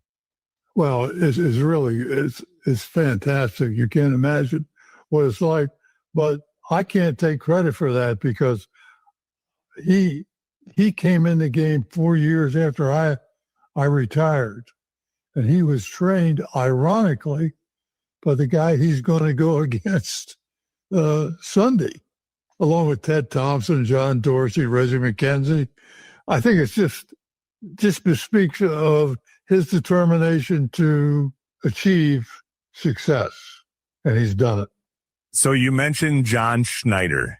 somebody that came from the Ron Wolf tree going up against Elliott. That must be a really unique feeling for you. It is, because I have such high regard and respect for John because of how he approached it. Interestingly, people talk about systems and that, how you do this or how you do that, but it's the people involved, the people that make the system work. And John was never afraid. And I think that shows with what he's been able to accomplish. He's had one heck of a career out there in Seattle and has been at it a very long time. And in today's pro football, that seems impossible. People are being fired all the time. But John survived it. And the reason he survived it is, I think, the belief in himself and his ability to evaluate. He was never afraid. If he made a mistake, he kept trying to fix that mistake. All you have to do is look at how he got Russell Wilson. Traded for a quarterback from Green Bay, a quarterback from Minnesota. They didn't work. Then he drafted Russell Wilson and took off. Someone else to survive, Ron, is Brian Gutekunst, who just got his extension announced and continuing his role as the GM here in Green Bay. Can you talk a little bit just about the culture and that, what he's going through and what the entire organization is going through as they're making more moves, but essentially running it back here into 2026? Unfortunately, I'm living in Florida. I've been down here a long time. We don't get to see the NFC North. We get to see the AFC East and the NFC East. Miami's our big team down here.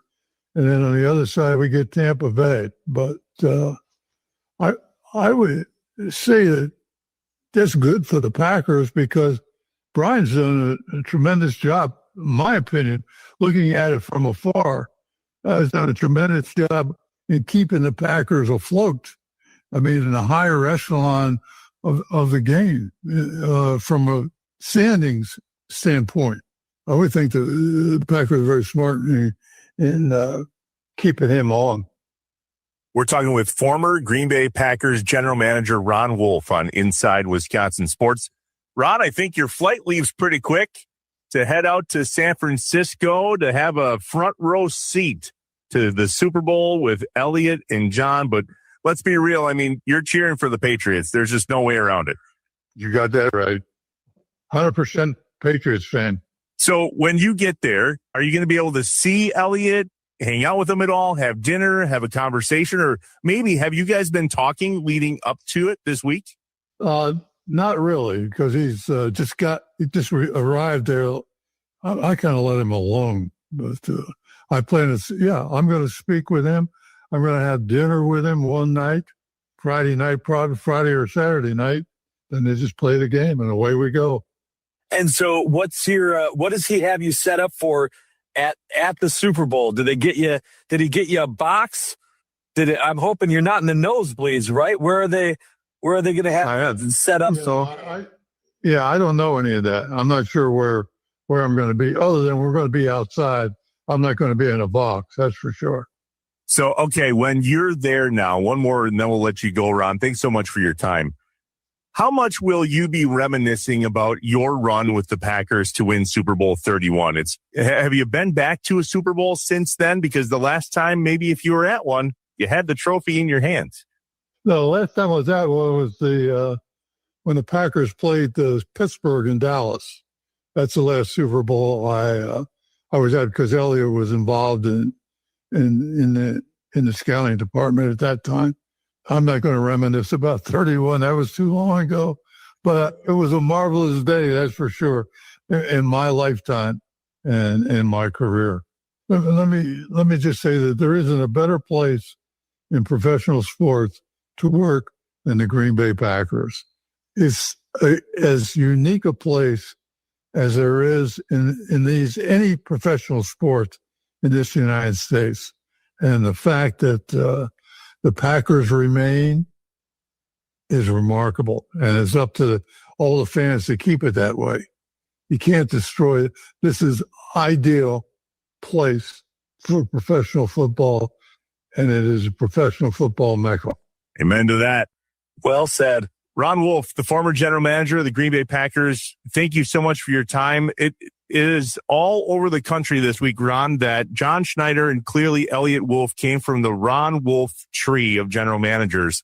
So thank you, because we're so excited for the game, and we wish you and Elliott all the best. Well, I appreciate that. Thanks so much for your time. We'll catch up with you soon, and maybe we get to chat with you afterwards and go, hey, how was that? He's a Super Bowl champ again. Okay, that'd be nice.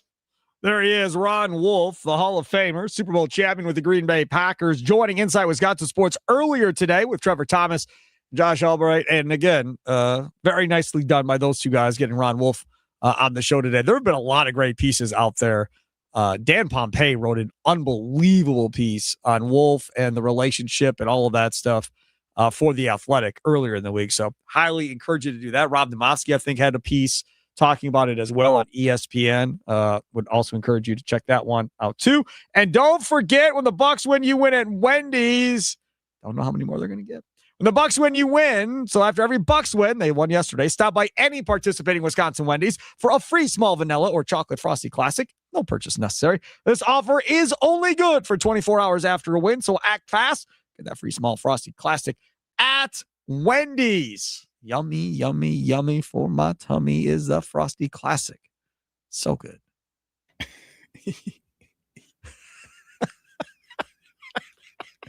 When you talk about Wendy's, you say the weirdest things on the face of the earth, dude. It makes me happy. I guess, but the Cinnabon Delights, you had something for. Oh, yeah. Like, you just have so much. You have so. I hate. You have so much fun with this stuff, dude. It's insane. Ooey gooey. Charlie gets so mad. He was so happy. When that read went away, he was like, oh, thank God I don't got to hear that anymore. Never again. Never Hopefully, again. maybe. Wendy's help me out. If you're listening, put it back in the read rotation so I could do it for Charlie. That would be amazing. As your Gritty Gold update brought to you by the Potawatomi Sportsbook. But have no fear, we're not going away from the Green Bay Packers. Romeo Dobbs had some stuff to say about his time in Green Bay and potentially coming back to the Green Bay Packers. We'll hear that coming up next. It's Wisconsin Sports Daily, served up by Wendy's, live from Wisconsin Sports Radio Network studios, powered by the Potawatomi Sportsbook. Sparky here.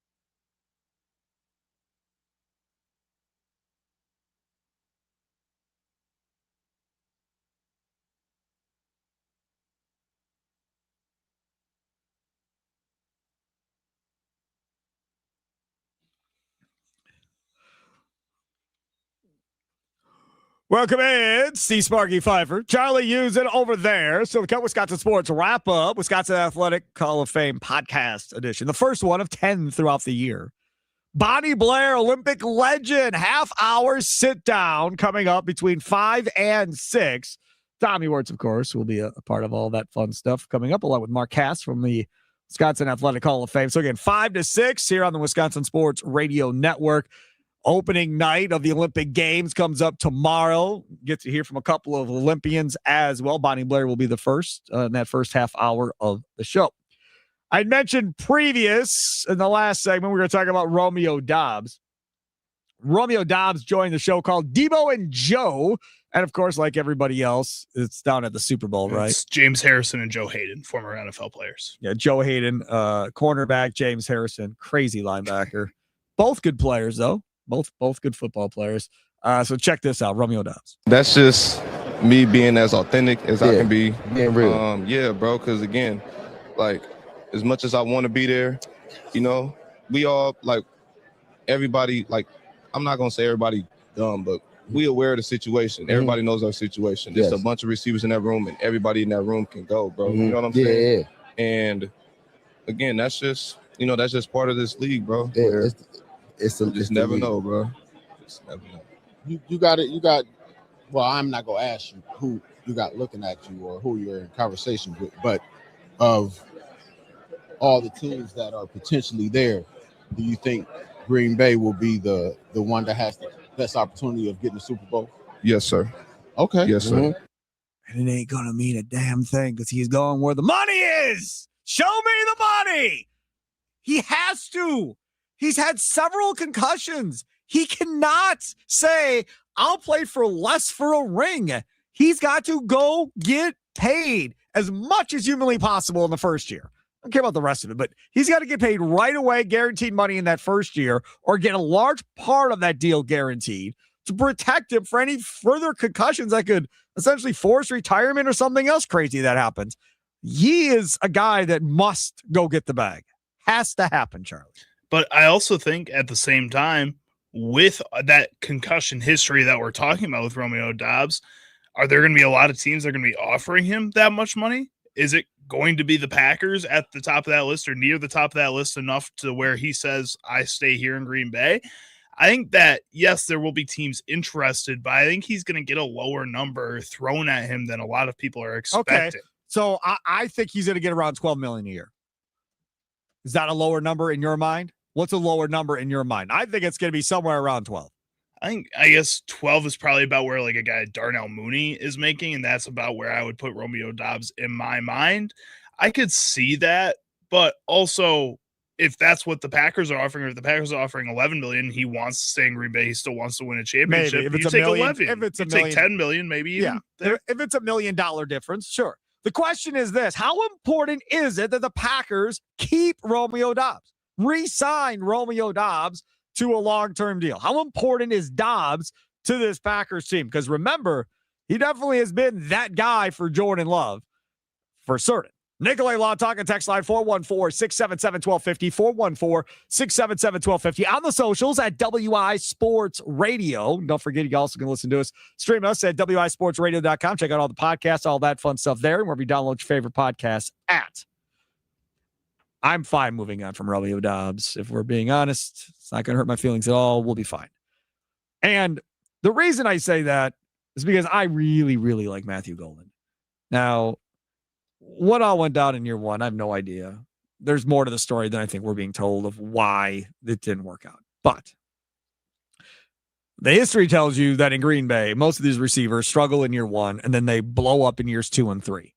So if year 2 happens next year and there is no Romeo Doubs and they don't add a free agent wide receiver, and it legitimately is Christian Watson, Matthew Golden, and Jaden Reed and Wicks, if those are your 4 wide receivers and Golden still doesn't pop and Golden still doesn't have a year, then you're going to have conversations about, okay, well, now what?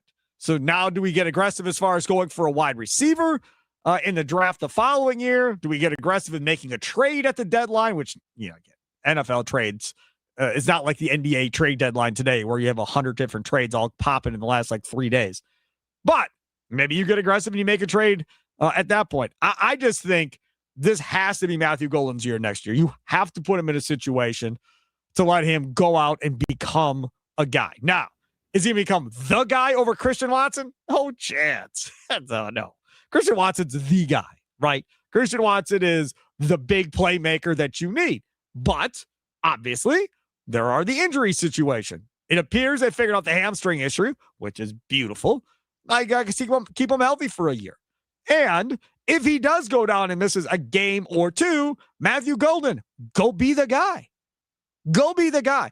If we talk about this Packers offense and things I would like to see potentially change a little bit in this Packers offense, I really would like to see more of a dedicated approach at getting certain guys the ball throughout every game.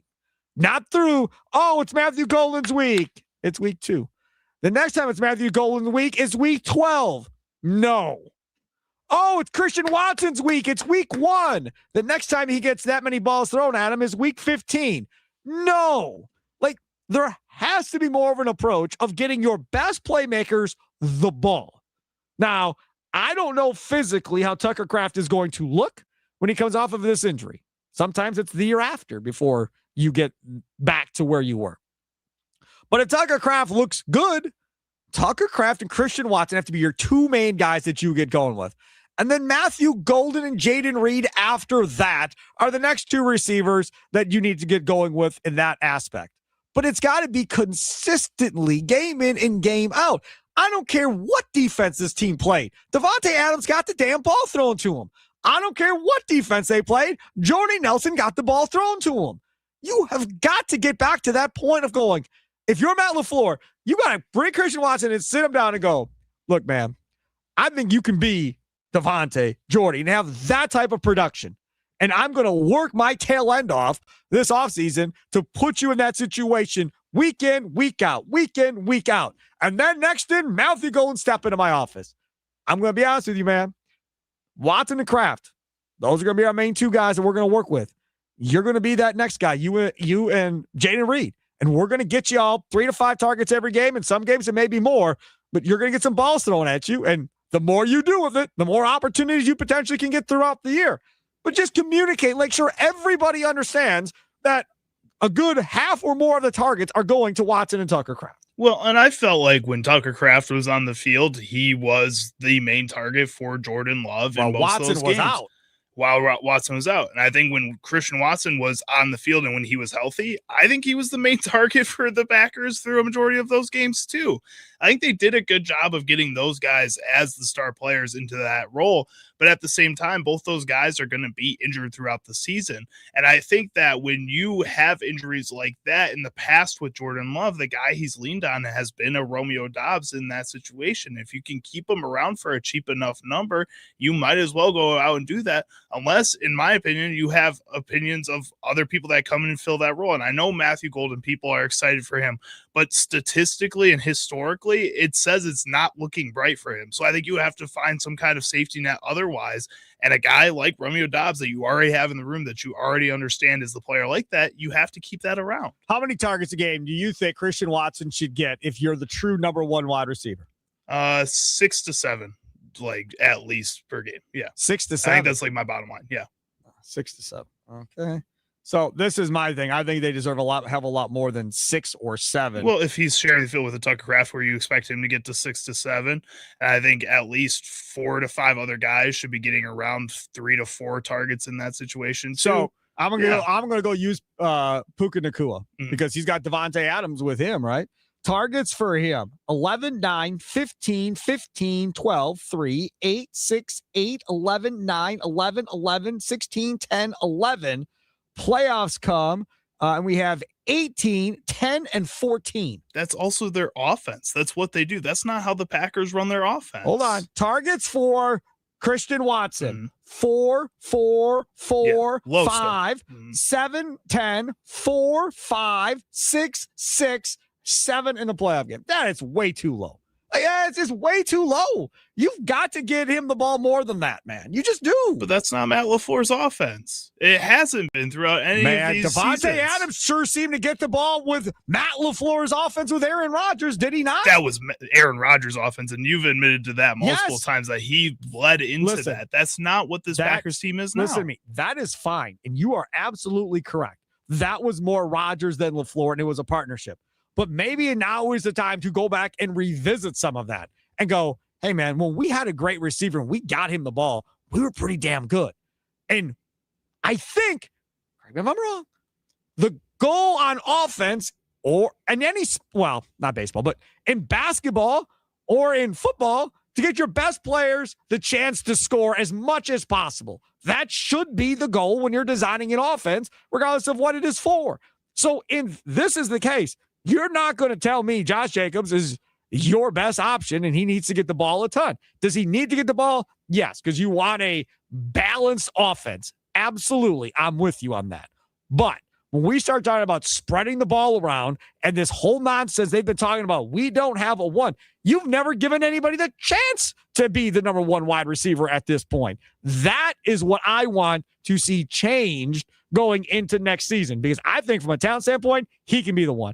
I think if you don't have a Christian Watson and say Watson isn't here, and now it's Tucker Kraft and these other guys, Tucker Kraft can be the guy getting 10 targets a game, and I'd be completely fine with that. But I think you also look at a team like the New England Patriots that are sitting in the Super Bowl right now and say that if your defense can be better this season, especially with the Micah Parsons getting healthy and maybe a change in personnel on the field, I think you can rely on that and have a group of wide receivers that where you don't have a true number one and a star quarterback and a guy like Jordan Love, like you believe, you can make a Super Bowl that way. So the question is this, how important is it that the Packers keep Romeo Doubs? Nicolay Law Talking text line 414-677-1250, 414-677-1250. It's Wisconsin Sports Daily, served up by Wendy, Sparky, and Charlie with you. If I came to you, Charlie, and I said, how do you get this offense to be more explosive next year? What's your answer? I think the best way to get this offense more explosive is to, get the ball. What? Say it. Go ahead. Get the ball into more players' hands on a consistent basis. And I think that's the way to do it. You know what you wanted to say. You're not going to give me the pleasure. No. Get the ball into the best players' hands more consistently. That's the answer. That doesn't mean you just force feed them 20 targets a game. That's Madden. That's Madden mindset. You don't win games that way on a consistent basis unless you are going in with that approach in the first place. And the Packers and Matt LaFleur will never go in with that approach in the first place. I'm going to bring up wide receivers by target leaders in the National Football League in 2025. Most targets, okay?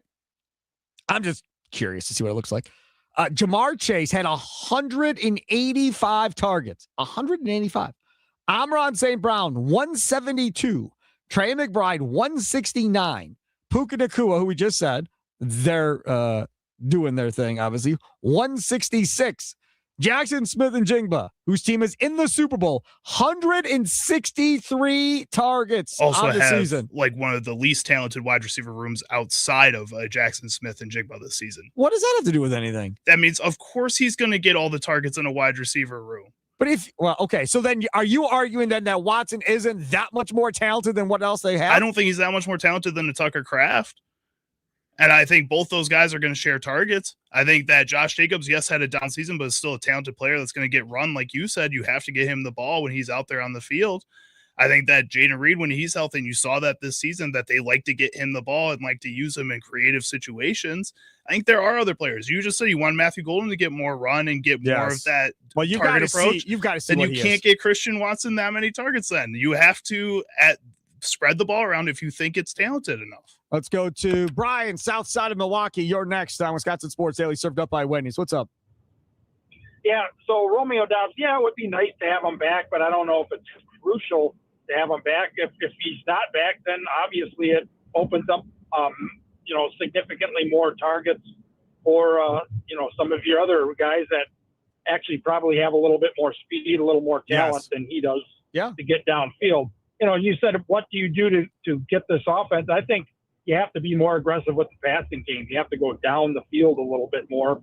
to open it up, and make some bigger plays. That's really what you have to do. And Jordan Love wants to go down the field more. Let's make that very clear. Thanks for the call. There is no question. He will tell you to your face. He will tell it to a TV camera. He'll tell it to whoever you want him to tell it to. He wants to go down the field and attack. He wants big plays. And sometimes it gets him in trouble, right? You throw a questionable throw, and you're like, oh my gosh, what are you doing? And then somehow the receiver catches, and you're like, I don't know how he did that off his back foot. But that is what he is trying to do. On the Nicolay Law Talk and text line, sign Dobbs, trade Jaden Reed for draft picks. That's from Phil in the 631. I'd be intrigued. I'd be fine with trading Jaden Reed too. Yeah, that's fine. I mean, I don't. Especially if you can get like a third, maybe a third and a sixth or something like that. Different years. Again, but see, my thing with Dobbs and Jaden Reed and Wicks, Reed and Wicks specifically, they just drop balls, man. It just gets so frustrating. And you could talk about Golden when he had his opportunity and they're dropping 2 balls in that game. But that's just one thing that they have got to figure out and work on. They just cannot. Now you got a new wide receivers coach today. If you missed Ross Uglem today, talking about this Packers new wide receivers coach, I'm telling you, you will want to go back and listen to this. WISportsradio.com, or if you download your podcast at, it is really, really informative and really, really good by Ross Uglem from the Packer Report. I got another one here from the 414. Devontae Adams was and is tougher than Christian Watson. Okay. This is my take on that. Somebody that gets injured and is gone for weeks, I'm not saying he's not tough. If you're saying it's NFC championship game or a playoff and you have a sprained ankle and you're like, oh, I can't do it. And you are walking on it, right? Nah, it's too much. I can't do it. As there's a sprain and you're walking fine the next week after, and the next time somebody sees you, okay. Then we can talk about toughing it out and being tough. I find it very difficult to question anybody's toughness when you're out with the injuries like Christian Watson has been out with. I'm not going to do that. Yeah, I think that's a little unfair. And again, especially since he's come back quickly from most of these injuries, quicker than I think most people would be able to. He's somebody who's going to go out there and give it his all. And I think that's part of what leads to the injury. It's not that he's not tough. It's that he's always willing to go 100%. Right. And when he's a little hurt, that can turn to a big injury. 262. They need a big possession wide receiver if it's Dobbs or a free agent. So Dobbs is physical, obviously, right? But he's not a burner. He's not going to get away from you necessarily.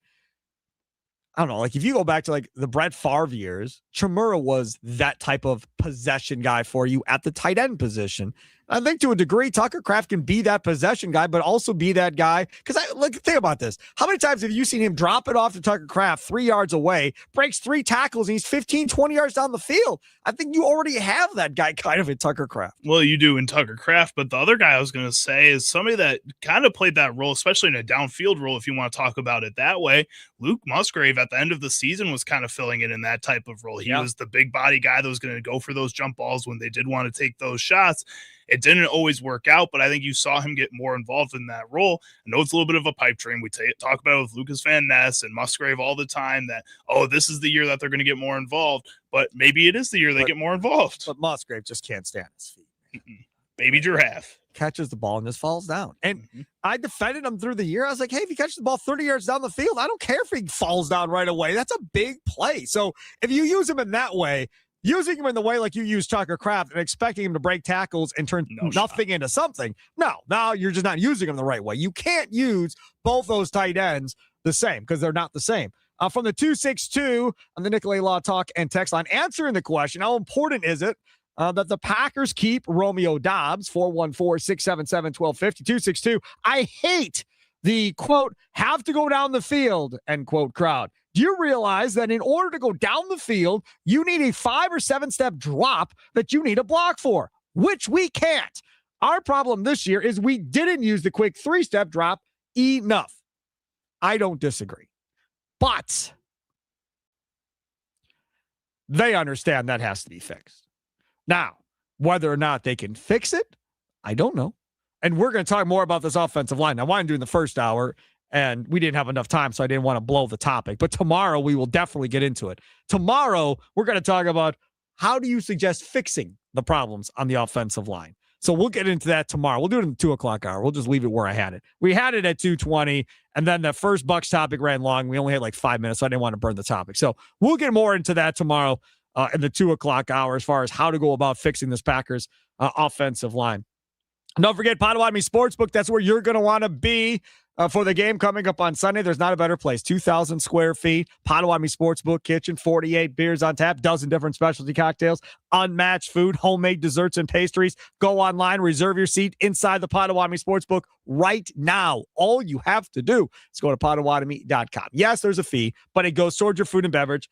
It's going to take like 4 or 5 hours. That game always takes forever. All you got to do, you'll use that money. They'll put it toward your food and beverage check at the end of the night, and you're all set. And if that is filled, you can take advantage of the Uglem party that they got going on. They're going to have TVs in the annex area. They're selling tickets, food, beverage, whole deal. So take advantage of that as well. 2 options of how to watch the game coming up on Sunday. The Potawatomi Casino Hotel. Definitely want to do that. Joining us now on the Nicolay Law Talk and text line is our friend Greg in Green Bay. What's going on, Greg? Listening on WNFL. Hey, what's up, guys? What's up, Greg? I just had a quick question since you guys are the stat guys.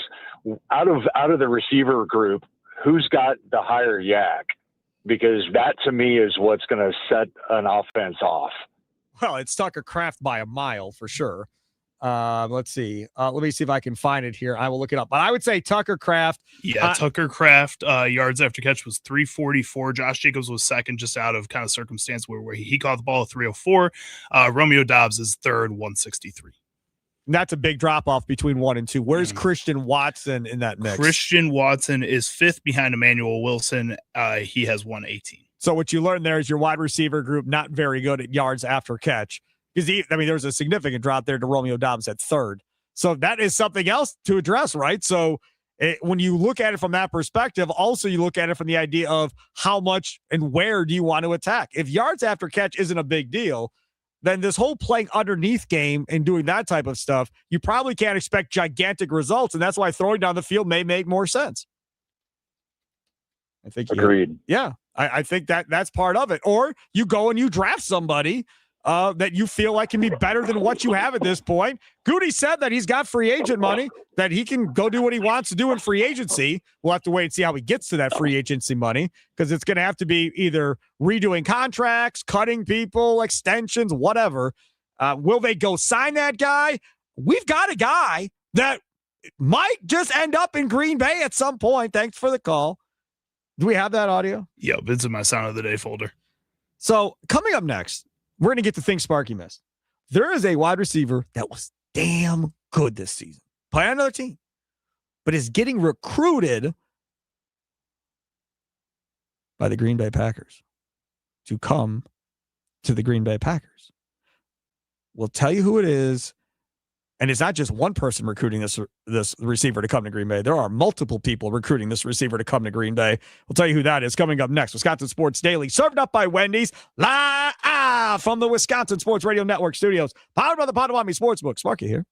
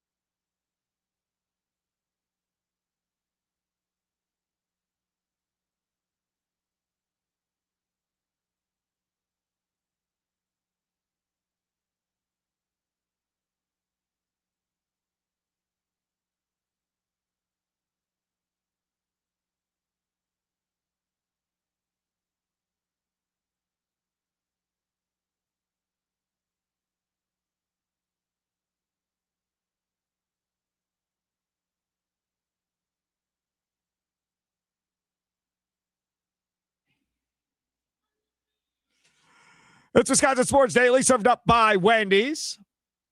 C. Sparky 5 for Charlie Usen here. Hope y'all are doing good on a Thursday. Tomorrow, it's a Friday. You're not going to want to miss tomorrow at this time. I promise you. Actually, a little bit earlier. We'll get to this segment earlier tomorrow.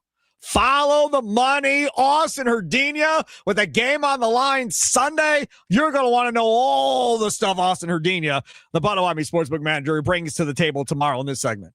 I mean, I would assume on X and YouTube, it's just going to blow up everybody tuning in to hear Austin Herdina's advice for the game coming up on Sunday. So, Potawatomi Sportsbook, follow the money. We do it every Friday. We do it all year round.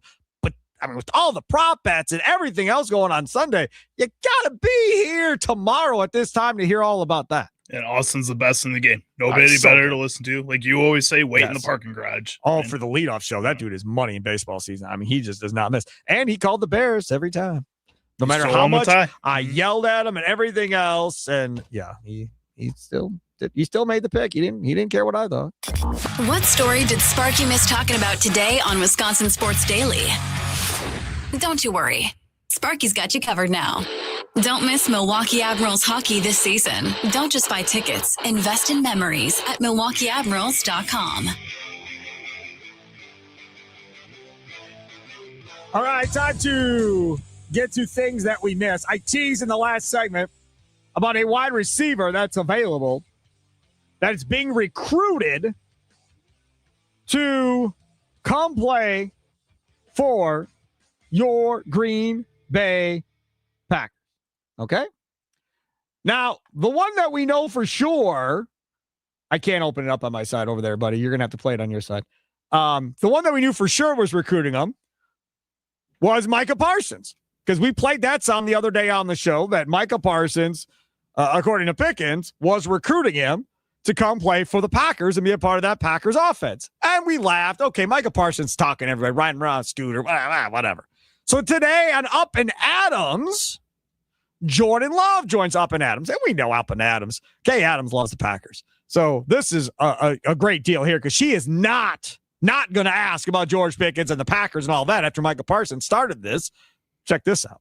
CD was here and told me that man. Micah was really, really in his ear at the Pro Bowl about George Pickens. How do you feel about that? I mean, Mike is out here Keyshawn recruiting. too. Mike is out here. Oh, Keyshawn was trying to get him. They're out here recruiting. I heard that all the Packers were out there trying to get George. How do you feel doing about their that? due diligence. But no, I mean, it's if you can bring in another player, George Pickens, he had a phenomenal year. He's a great player. I would love to have the most talented players on our team at all times, and we'll see. You're not in control. What would be your route of choice to throw to George Pickens? Oh man, I'll throw him a go ball, watch him go up and get it. I played basketball with him. I know what type of bounce he's got. So yeah. Where have you played basketball with George Pickens? I'm gonna keep it a secret. We ain't gonna give away those. No, I love these kind of connections. Then you and I talked about you, Micah, having the same agent, and lo and behold, he became a Packer. So George got the same agent as well. George got the same agent as well. David Mulligetta. Yeah, so we all get together for Elite Week.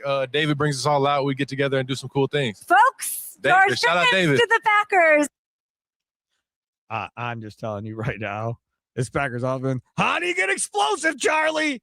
George you Pickens. had George That changes Pickens things a with little bit, Christian Watson and Matthew Golden. We're done. Let's go home. Good luck defending that, offenses. It's over. It's a wrap. Having said that, he makes me nervous, man. All the nonsense when he was in college, and then all the sideshow stuff in Pittsburgh. Like, I don't know. Like, I don't know if I trust that. I remember back in the day when that draft happened, Gary Ellerson, former Packer running back, I used to do the big show with back in the day in Milwaukee. He was all about George Pickens. They got to draft George Pickens. Get George Pickens. I was like, oh, man, there's too much going on there. I don't want to deal with that. But he balled out in Dallas last year, had unbelievable plays. So if you think you can get that done, I'm good. The idea that they have the same agent and that they all hang out together, him and Micah and Jordan Love, that makes me feel better about the situation because nobody's going to let him go unchecked if things go sideways. Well, Micah Parsons, like they were joking about, is recruiting people, but he's for real recruiting people. Trevon Diggs came to the Packers because he was friends with Micah Parsons and wanted that situation. Since Reggie White, they have not had a guy doing this. He's going to go out there and he's going to talk to George Pickens for sure. Jordan Love is going to talk to George Pickens for sure. And maybe the Packers are going to need to find a way to move that money around, but we already know they have plans for that. There's got to be changes that are made in certain positions with guys with big contracts. If you want to bring in a guy who has this type of ceiling of a George Pickens, then I think that's something that definitely elevates your offense. At the same time, you're also bringing in his floor. And like you said, his attitude sometimes off the field can change things. And even his play, if he's not getting the ball enough, I think it makes it inconsistent. He starts dropping passes. You saw that in Pittsburgh a lot. So I think this is a time where you have to be sure that he can elevate you to a Super Bowl. And if not, it may not be the right move. See, and that's the other part about this is you have to believe, like I said before, that he can be checked by Micah Parsons and by Jordan Love. If you are not convinced he's going to listen to them, then you can't do it. But all indications are he's going to listen to them. I teased earlier this Replacements movie, little knowledge trivia that I had earlier. One of 3 movies you've ever seen, I guess. Shut up. So I wanted to make sure I can get it in there, and now I have to find it again. I literally just had it. Here we go. Keanu Reeves took a 90% pay cut for The Replacements so the production team could afford to cast Gene Hackman. He felt Hackman's presence was vital to the film's quality and was happy to sacrifice his salary to make it happen. Charlie, 90% pay cut for who? For me? Who'd you give up 9% pay cut so we could have on the radio station? Babe Ruth. Wow. Wisconsin Athletic Hall of Fame podcast series with Bonnie Blair comes up next here on Wisconsin Sports Radio Network. Have a good night. Toodles.